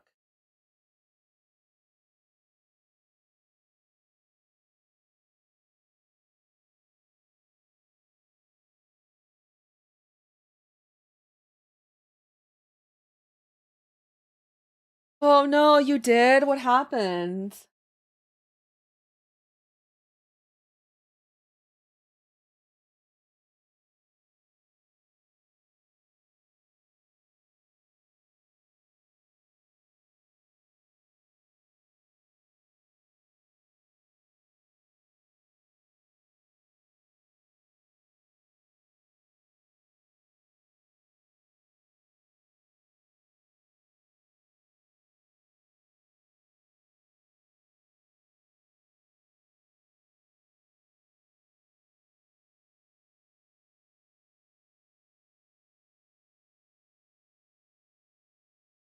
I hate AI as well. I think it's so annoying. Anyways, what happened? Like you don't like did you take a nap? Like a 20-minute nap? I taught myself because ADHD, neurodivergent, social cue blindness, I look beyond the surface. I remember there was a dumb fake news post about a new sea creature. Turns out It was some fake spider AI came up with or something. Um, yeah, I mean, I've like shared a couple things by accident because it was like AI stuff like that. Yeah, I'm like, oh my god, what kind of creature is that? I've been duped before.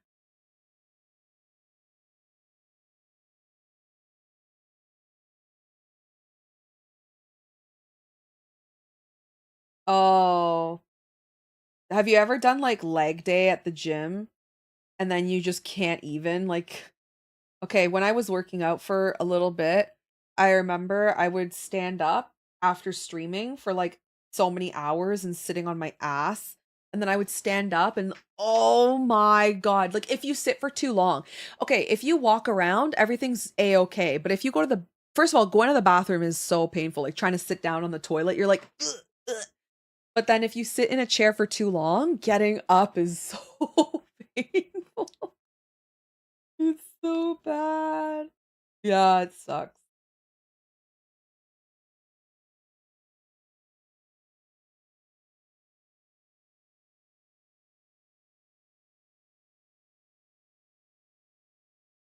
Legs.exe have stopped working. Exactly. Pinterest is one of the worst. Oh, 100%. I've referenced AI so many damn times on Pinterest. It's not even funny. Without knowing, obviously. But yeah, I've done that. It sucks. But whatever, it happens.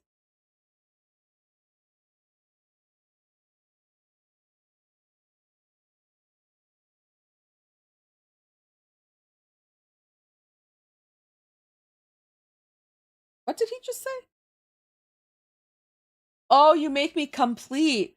Listen, he did not complete that sentence over there. Like, you make me come. Like, what is this song about? What are we listening to? Craziness over here. I sit on my tailbone because the way fat sits on my booty is always hurts when I get up after an hour or two. Definitely walk when you get the yes, walking is good.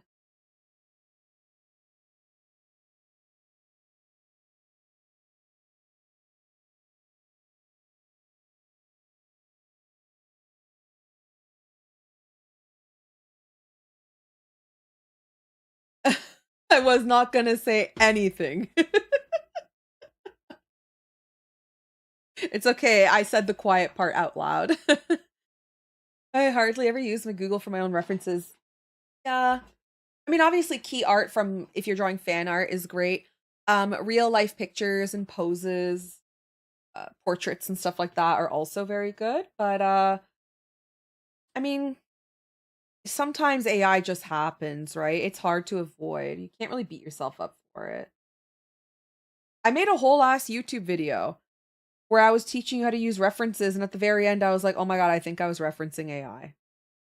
So it just it happened.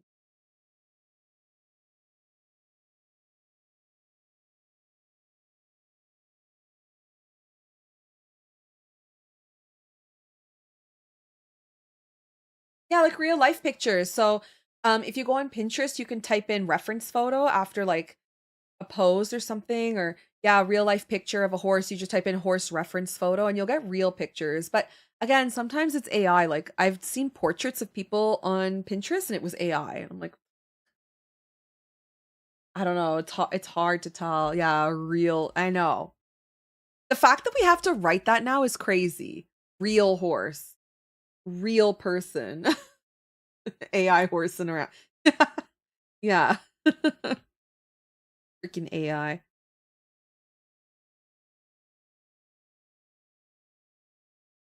Okay, you know what I find funny? Have you ever do you guys watch movies with subtitles on? Anytime there's a horse and it doesn't say like horse neighs, it says horse whinnies. Apparently horses whinny. I die every time I see that. I always have to say it out loud too. I'm like horse whinnies and I'm like out there saying it out loud. Yeah, horse whinnies.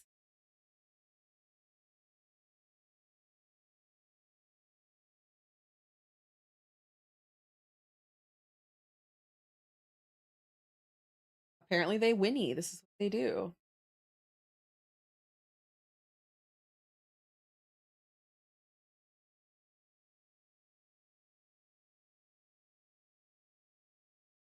course, no, ew. Get out of here, alien. That job. It reminds me of this one subtitle thing where it says kills you in Spanish. What do you mean? Like it just literally says that?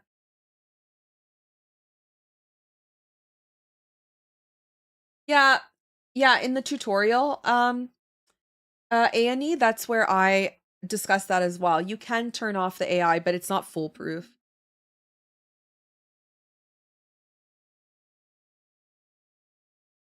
But you know what? It does a pretty good job. The only problem is if you interact with AI, it will feed you more AI. So if you do accidentally click on something that is AI, you have to like educate the you have to go into like your history and educate Pinterest to not show you that shit. Because once you click on it, it's game over, man. It's all downhill from there.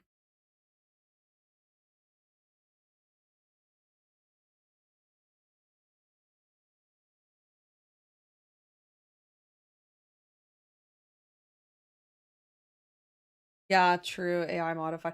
It's because you have to go into your history and clear it all out.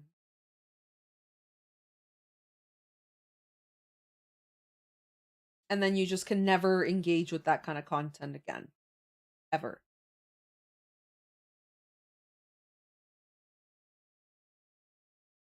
Well, I'm gonna say this entire part is going to be dark, but we'll add like more shadows after.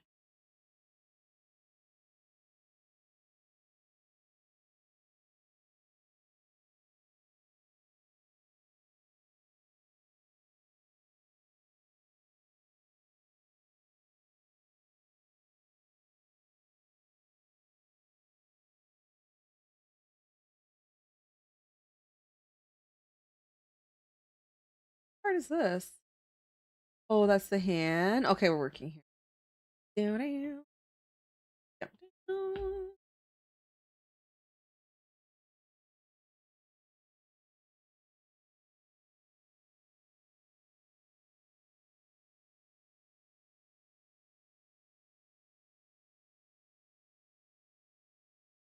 The most Murica song ever.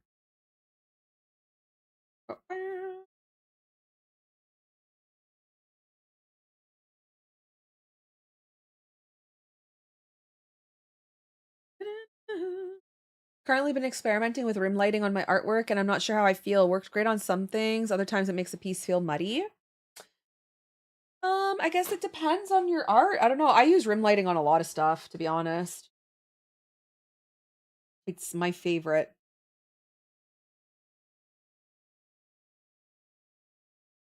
I mean, too much lighting can be distracting. At the end of the day, if you turn your art into values only, so black and white only, then you can kind of pinpoint like where the muddiness is. It's when the values are too close together.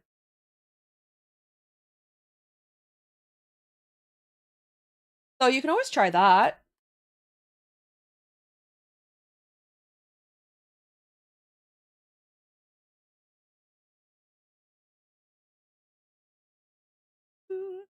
I don't know how we can even describe AR. It's between too perfect and low quality details.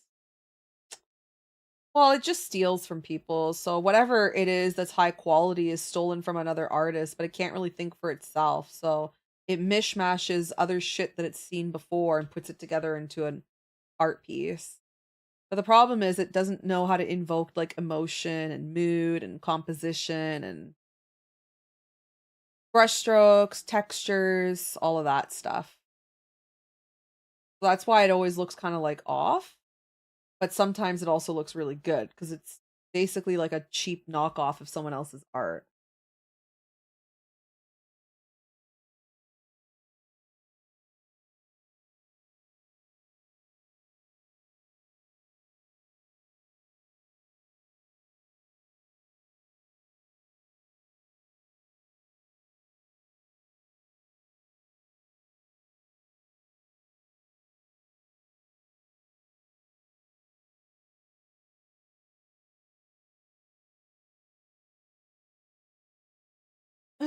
I mean, rim light is it depends what you're drawing. Like I add rim light to the entire emote because it has to pop off a dark mode, but your rim light is only supposed to be applicable to wherever the secondary lighting, I suppose, would be hitting. So, like for Zekrom, the rim lighting would only be going like here on pieces that are kind of like really close to this blue light source. Like I wouldn't put it here. That doesn't make any sense because there's no blue light there. That's natural lighting, right? Because if that's where my light source is. Let's say my yellow light source is up here, right? So what I would do is I would add like a bit of more desaturated yellow and I would slowly, like very gently highlight the pieces that are closer to that light source, you know, like here and whatever else. And then the pieces that are closer to my secondary light source, which would be my rim lighting, then we would add that there, like this elbow, but not this part, right? Because there's nothing blue lighting that there. Then you can add like a little bit there and a little bit here, that kind of thing. Then uh then yeah. And if you have like a secondary light source, let's say he's standing on the grass, then there would be a bounce light effect. So as the sunlight goes into the grass, and so you would pick a color that I believe would be between the light source and the grass source, and you just desaturate it a little bit, and then you just kind of it's way too strong, but you kind of just add that down here, from the grass. That would be like how you would light the scene up.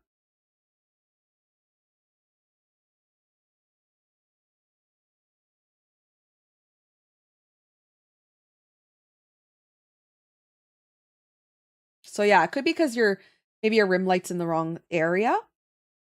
Because if I added like blue everywhere as a highlight here, it wouldn't look right. Oh, here, you know what? I can show you an example of Reshiram. So for Reshiram, I added some like very minor, like on the collar there, and then there's like a little bit on the tail here. I didn't add too much, but under the wing where it's really hitting the uh like where it's really interacting with the light from the tail.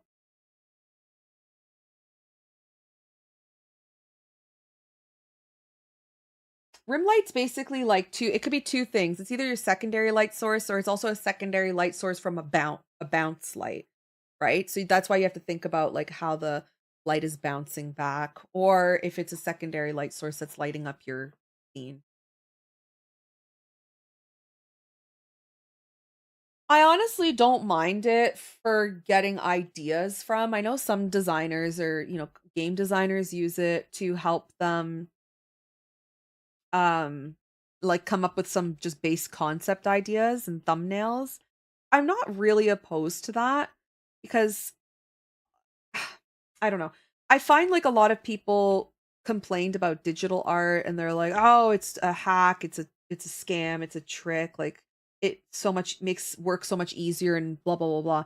However, it is a tool. I do think that AI can be a useful tool to help speed up certain things, but I don't think that it should take over the entire creative process. But I do agree that it can be very helpful to make like a game level environment sort of thing where you're like, come up with like a dark fantasy with a castle, light here, da, da, da, da, and then it spits that out. And then just be like, also do the same thing, but with like a volcano in the background and da da da, and then it spits that out. And then you can look at those really shitty ass generated images, and then it can inspire you to make something nice, right? Yeah. I don't really mind that too much. But I don't like when they create an entire character or an entire level or everything. The whole thing is AI and all you did is tweak it, you know? Yeah.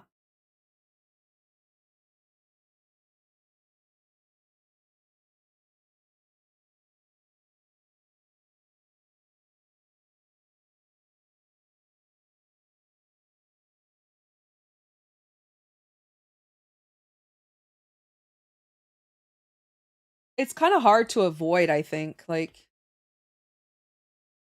I think we have to just deal with it at this point. It's not going anywhere.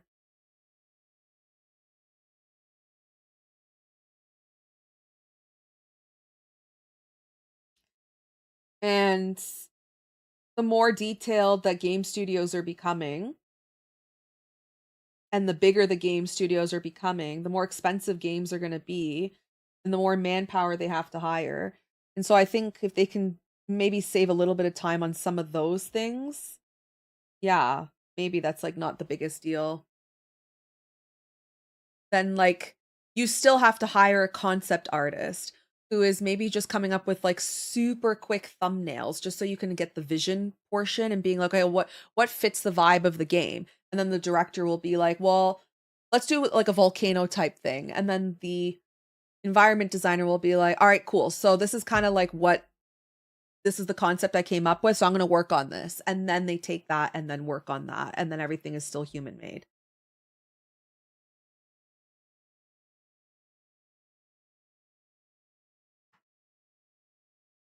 Yeah, that's what I mean.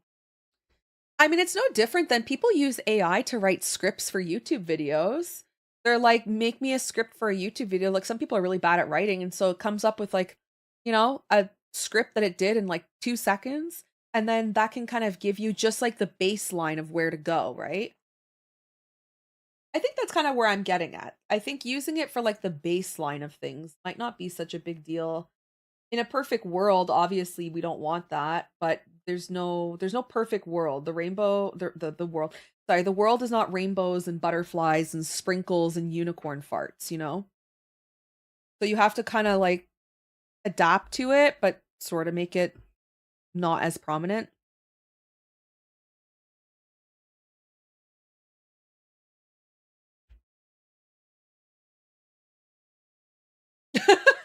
Miss Couture, oh my god.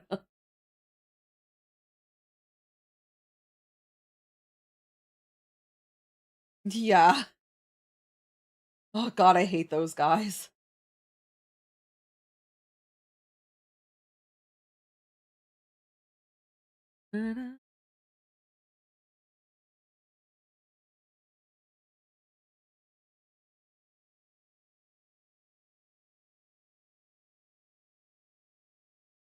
I like to think of myself as a realist as much as possible, and it's like you're never going to escape it. And so ignore if you like try to not adapt to it, then you're just not going to get hired by game studios. You know what I mean? I mean, it's no different than for me, like when I reference my art. Remember when I made that YouTube tutorial I did for how to find reference? I accidentally referenced one of the photos I got, or two of them actually, out of like the 10 were AI, and I added them to my vision board, and I didn't know until I really zoomed into the photos and noticed that they were AI, and I'm like, ah, shit. But I already finished my art, right? So that piece, those references inspired me to make this. I'll show you guys. This Rapidash art, but this was purely created by me. It was just an accident that I pulled two AI reference photos out of the 10 reference photos that I found, right? So it still gave me some sort of an inspiration. Actually, the AI photo was the one that inspired me to add this like sort of oriental detail to the art. So, like, you know what I mean? At the end of the day, this was 100% human made, but I couldn't help but accidentally be inspired by a couple AI pieces, right? So that's, I think, the same sort of idea I'm thinking about when it comes to game designers and stuff. Like, you can't really avoid it.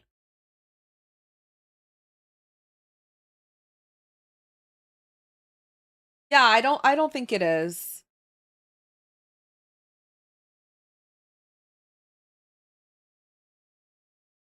Mhm.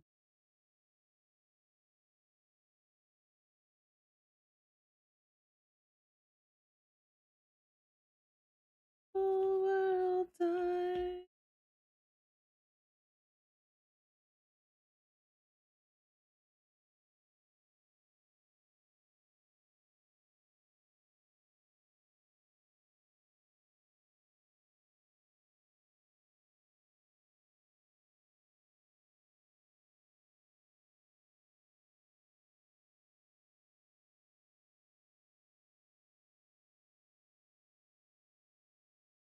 What else are we shading here?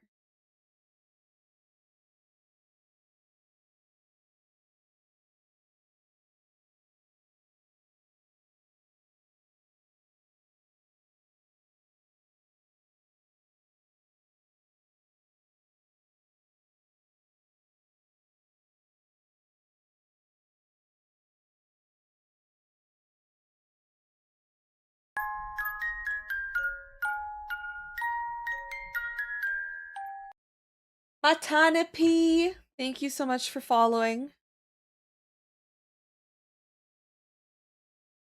Matanapi, tiny pea.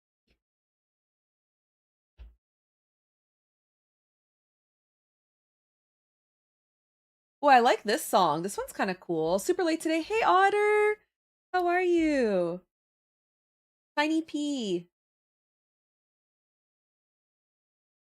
Okay, this song is like pure vibes. What a vibey song. I've never heard this before. I like it. Works crazy. Well, hopefully in like a good way, keeping you busy, I hope.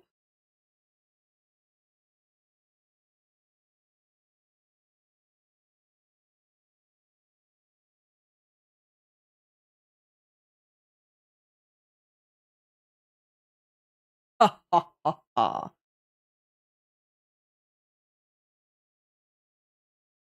Oh, do you know this band?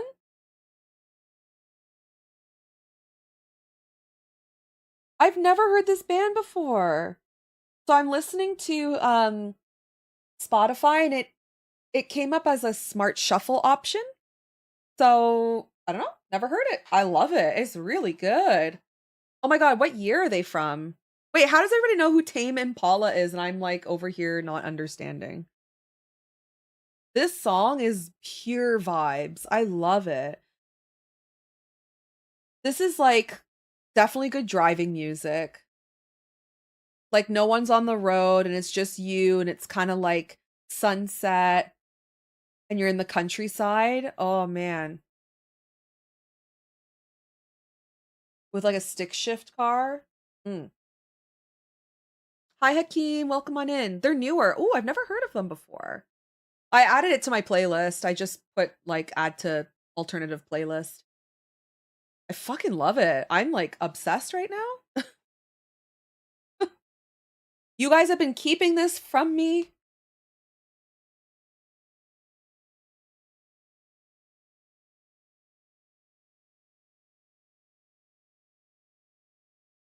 Or the start of a horror film. Yeah, the start of like a teen slasher and they're all getting ready to go to like the cottage for the summer. Yeah.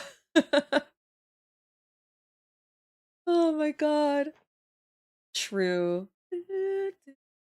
Oh, I love it. Damn, I've been missing out.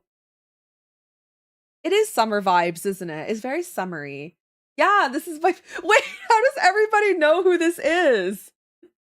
Yes. You're getting a first time reaction.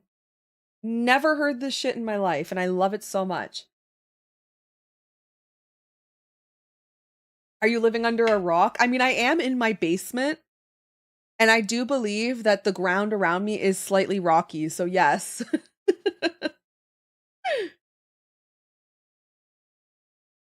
That's funny.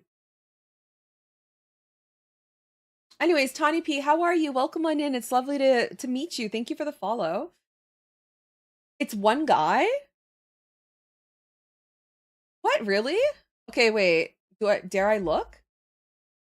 What was it called again? Tame Impala?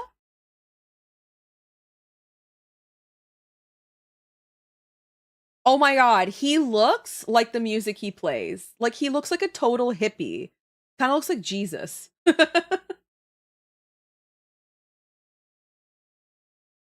Like he actually fits the vibe of the music.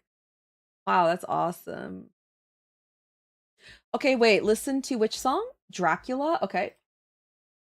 Dracula. Oh my god, it like popped up right away.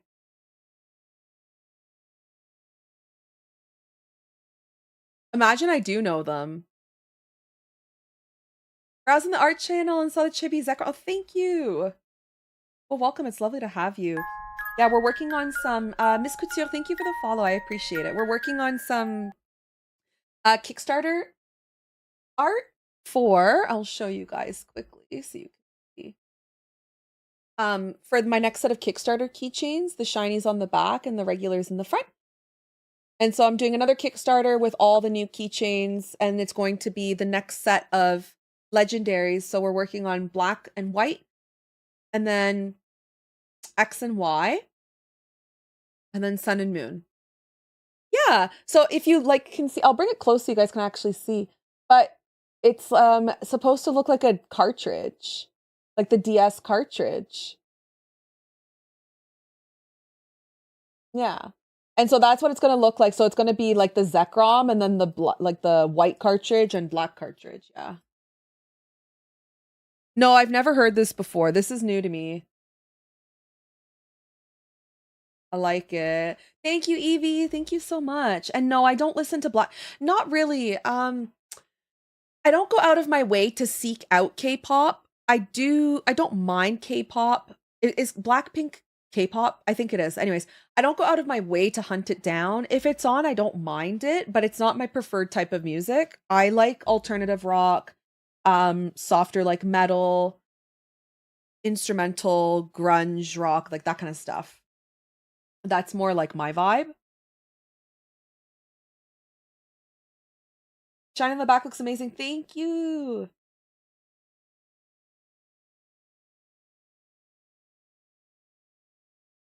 Yeah, I've never heard this. What's their most popular song? Maybe I should try listening to that. There's only 3 songs on Spotify. Oh, never mind. Wait, Tame Impala. Never mind. Oh my god, I thought you were actually saying the less I know, the better. And I'm like, I don't know why he listens to music and then he just doesn't want to know about bands. That's so weird. That's what I thought you were saying. I didn't know how to respond, so I just ignored your comment. I just ignored you. I'm like, he's a bit dumb. Okay, there we go. So it's actually a song, Shapely.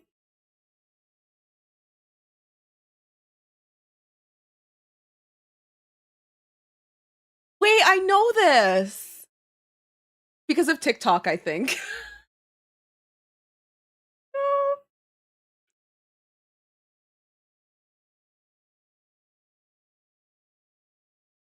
I've heard this before.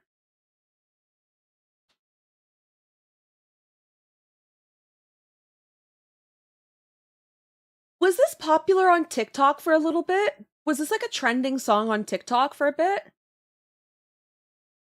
Hmm. This one I know. Yeah, I've heard this one. Probably from TikTok. Honestly, that's how I found out about so many people, like modern day artists, was because of TikTok. Yeah, I've heard this. Oh, I actually like the other song better, like the first one we listened to. Um, the one where I was like freaking out. I love the Scorpions. I do love the Scorpions.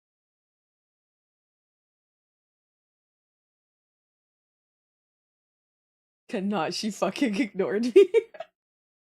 I listen to this song and then the less I know, the better. And I'm like, that's weird. I feel like if you like an artist, you would like to know more about them, but you do you, boo.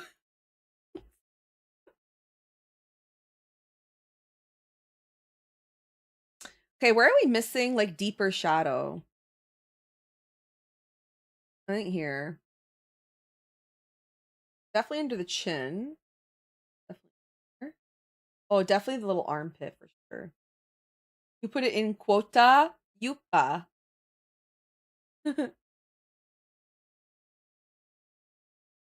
Yupa.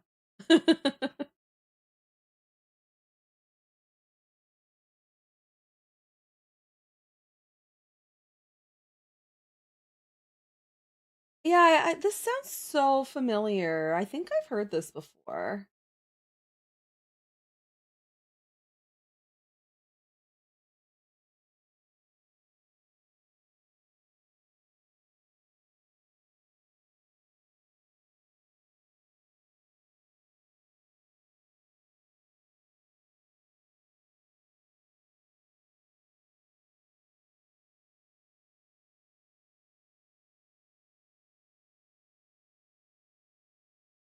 Cool.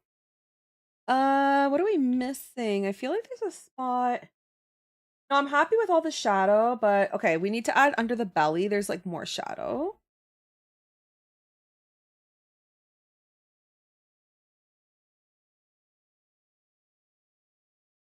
Oh, Superman, say your stupid line.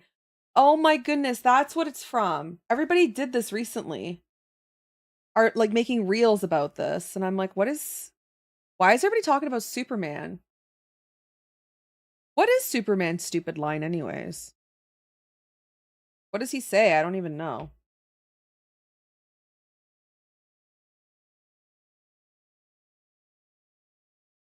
Oh my God, what a great song. We're gonna switch back to my alternative playlist, but I shall let this play because I do like Daft Punk. Actually, Medieval Monday's this Monday coming up. Be there or be square. It's gonna be what day would that be? February 2nd. One more time. Yeah. February 2nd is Medieval Monday. For those that don't know, we listen to bardcore music. We listen to medieval tavern covers of songs because we can. And yeah, that's gonna be the vibe on Monday.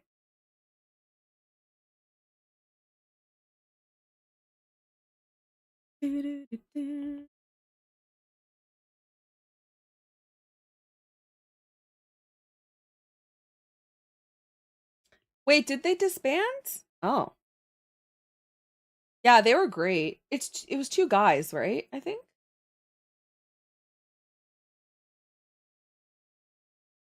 And yeah, they were great.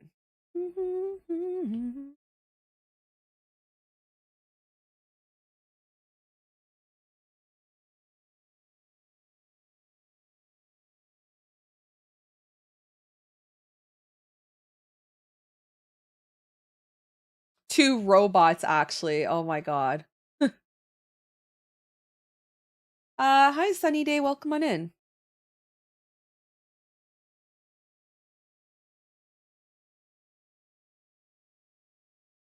It was the first. It would have been on a full moon. Oh my, then we really would have been crazy.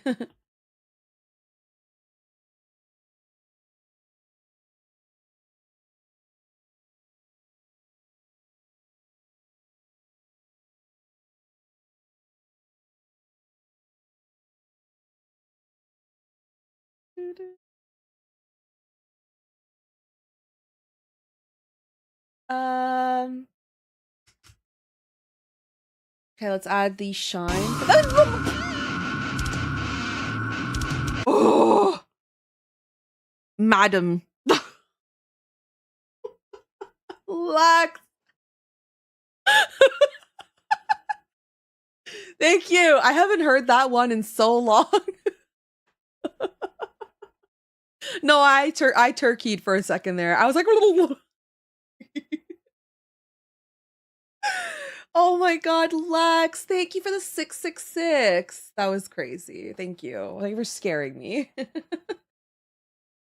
Why do you guys do that when I'm very focused? Like it's usually when I'm shrimping. I'm like, this is the perfect line ever. How did you do the shading? The texture is super interesting. I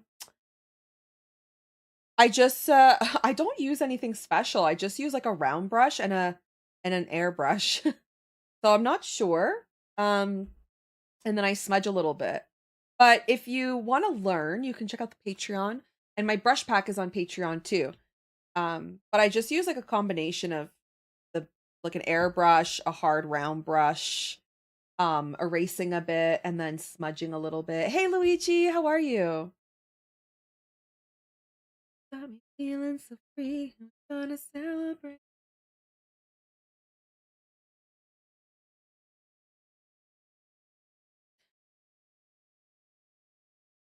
I'm doing great. I am excited to be finishing Zekrom.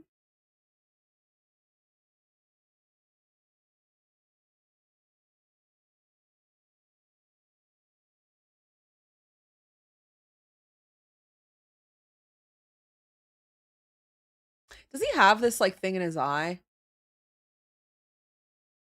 I mean, I don't really care. I'm gonna give it to him anyways.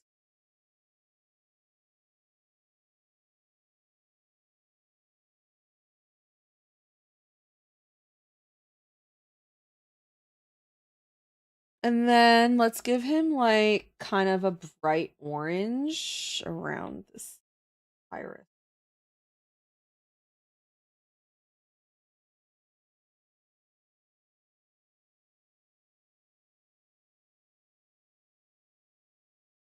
Weird chat today. I see. Hey, babe. Yes, YouTube's always very. All right, time for the highlights. Do, do, do.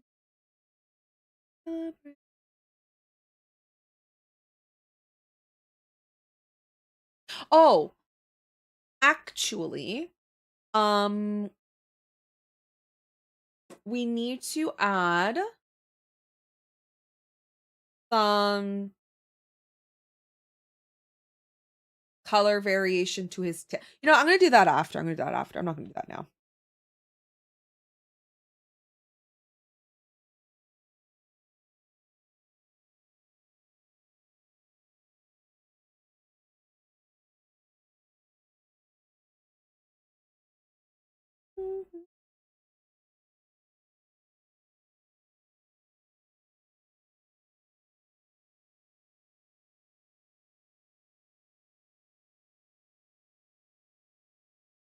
Actually, yeah, I gotta add like some color variation to his tail.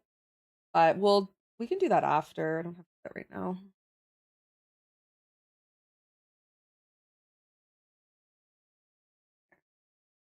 Bonjour, mofos. Hello.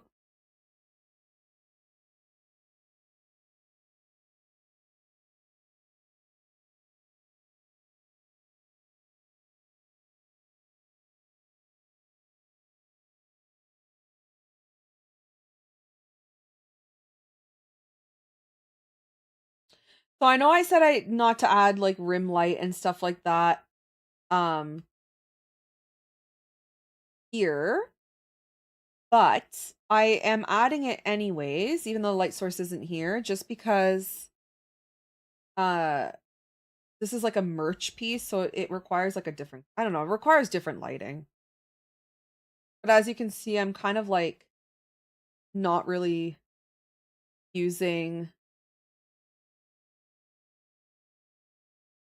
the blue. Actually, I want to do the purple. The purple's really nice.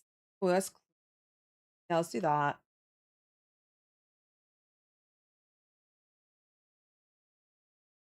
Kind of like blend it out to soften it a bit. So it's not so harsh.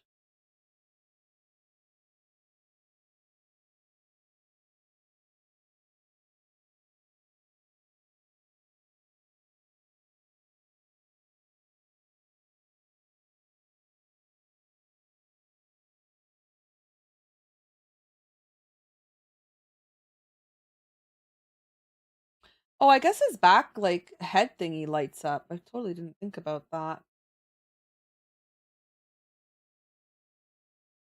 Add a little bit of that. Sure.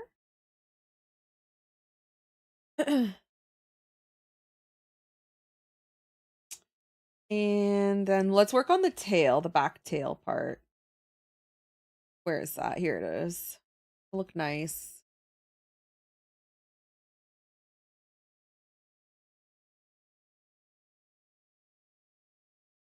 Okay, so like this would be super brightly lit because it's like really close to the light source.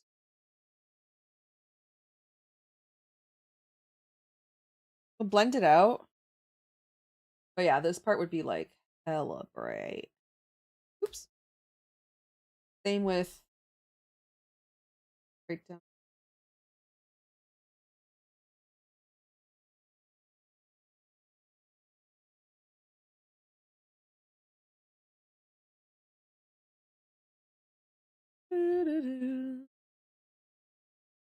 Purple works really well because it adds a bit of color harmony between the shadows and the blue light. That's right, yeah. Yeah, the yellow is a bit harsh. I didn't really like it.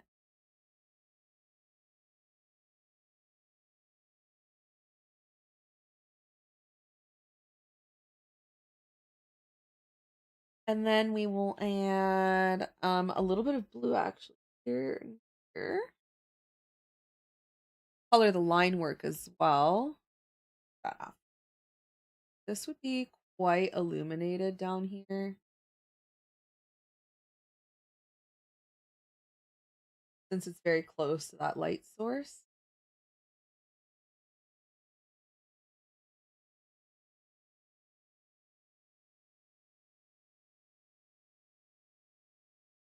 And then there'd be a little bit like right here. Woo! Heavy hand.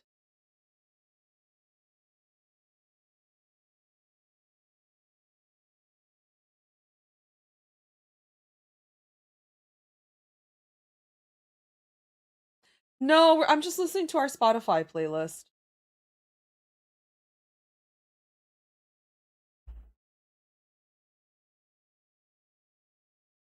Oh, the heck, I didn't shade this part. Oopsie.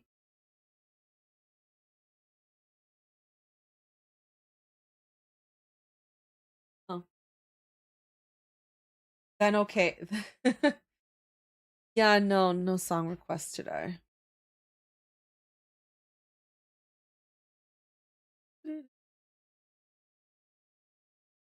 Um, I don't think so. I think you have to do it from here. Why do you not like what I picked? Well, can you really? Try. Oh my god, wait, did you?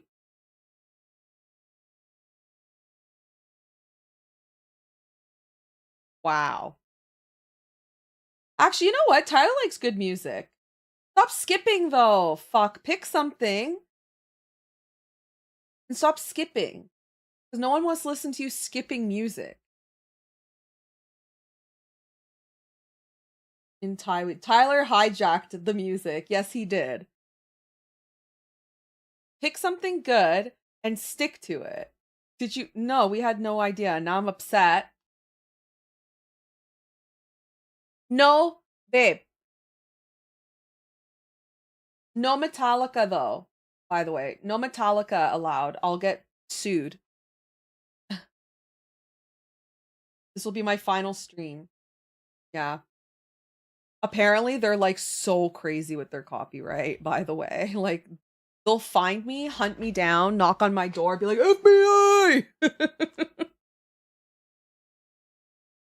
Oh, guys, I don't know if I'm able to finish this Zekrom in time. It's already 3:45.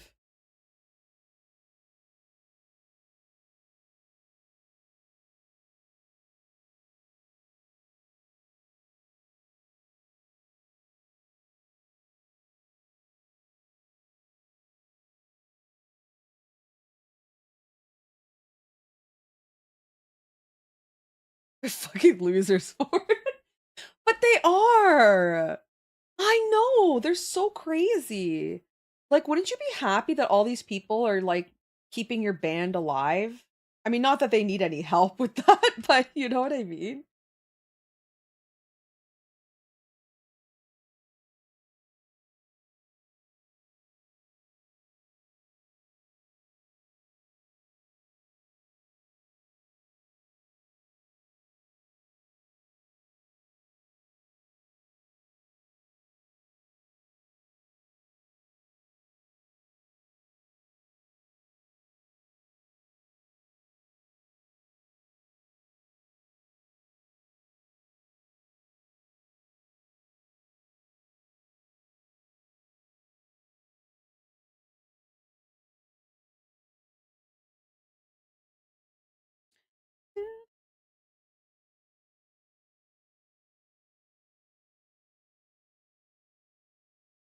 Imagine make people not listen to your music, right?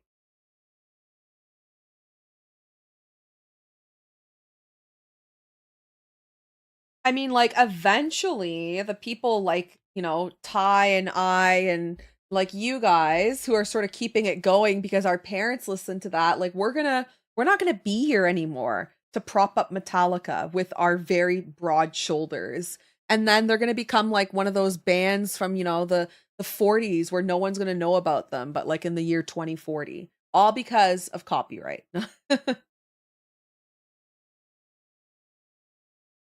Well, yeah, I mean,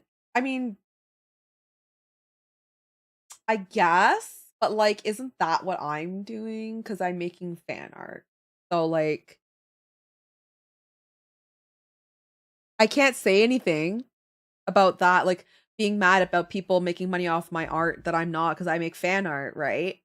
So like when my Mew got stolen, people were like, "Oh, you should totally sue that person for copyrights." Like copyright what?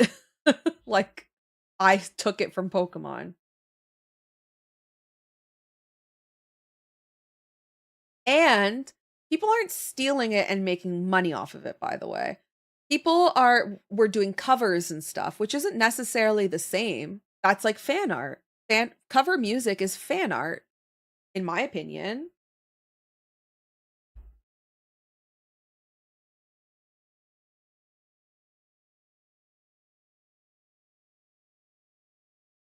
Yeah, I don't know. Covers are technically like fan art, I think. So, and most of these YouTube channels, they don't make a lot of money anyways. So it's not like they're having entire concerts and all they do is Metallica covers. Do you know what I mean? They cover one song as like a tribute, but you make it so bad. Like, it's not really a copyright. Okay, so with Metallica, their copyright is very different. Their copyright isn't like they're claiming the revenue. Sometimes their copyright is like they strike your channel and you get in trouble because you use their music. It's very different. Like, they're insane.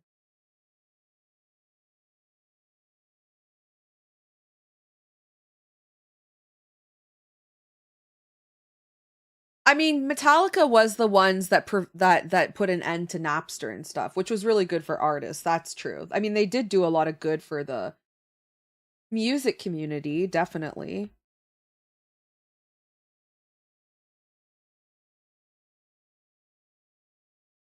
It's like, for example, someone like me at the moment, I'm not I don't make money off of the music you guys are listening to. You guys aren't here for the music, right? Like the music's nice in the background, it keeps us like entertained, but that's not like the I'm not a DJ. So to go after someone like me who just has it on in the background, but I'm talking over it, like it's just background music, that's insane. They kind of killed physical media though. Well, Metallica didn't. Yeah, Metallica did save music actually. They did. I'll give credit where credit's due for sure, but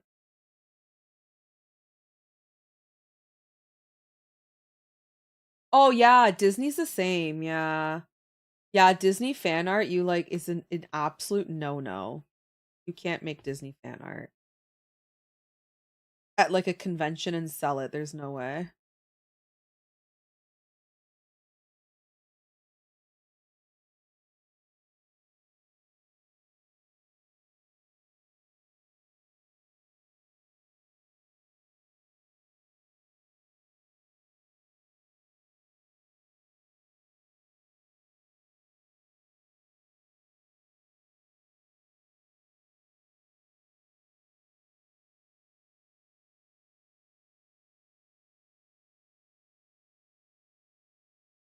He did predict what Spotify was doing. Yep. Yeah, he definitely was like I'm not gonna lie, like he was a huge help to the music community 100% because everything was getting pirated for sure. But they're really crazy with their rules about it now.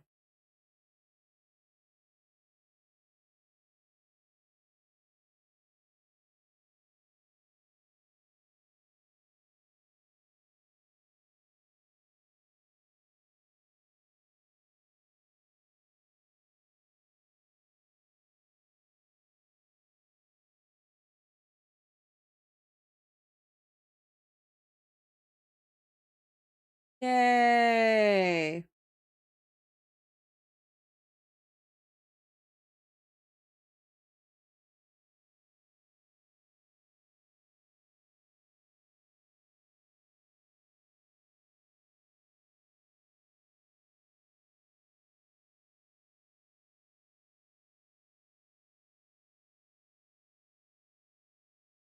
Mm.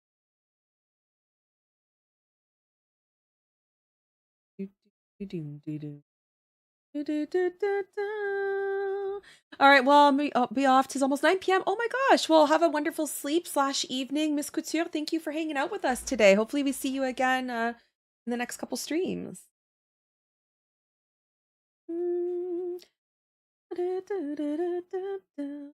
What movie's on Peacock? Which one?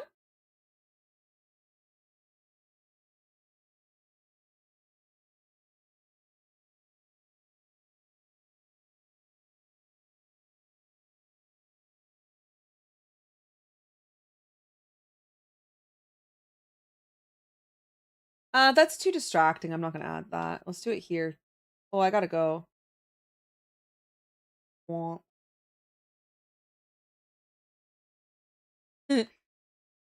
Let's just add a little bit of this. I want to add some sparkles to the tail. I didn't realize what time it is. Yeah, look at that. Look at that. Look at that.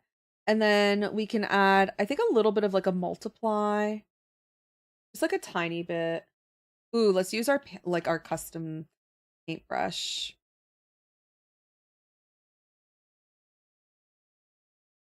Oh my goodness gracious, look at that color. Mm. Look at that. Look at that. Look at that texture. Listen, this is my new made from scratch. This mixer brush is like my holy grail now. I love it so much. You can grab it on my Patreon, by the way. I have to go as well. I can't I want to finish this, but like it's basically ish done. I just have some final details I need to do to it. Uh but yeah, I'll finish like the details in my own time. But we did it, sort of. We kind of finished it. Alrighty.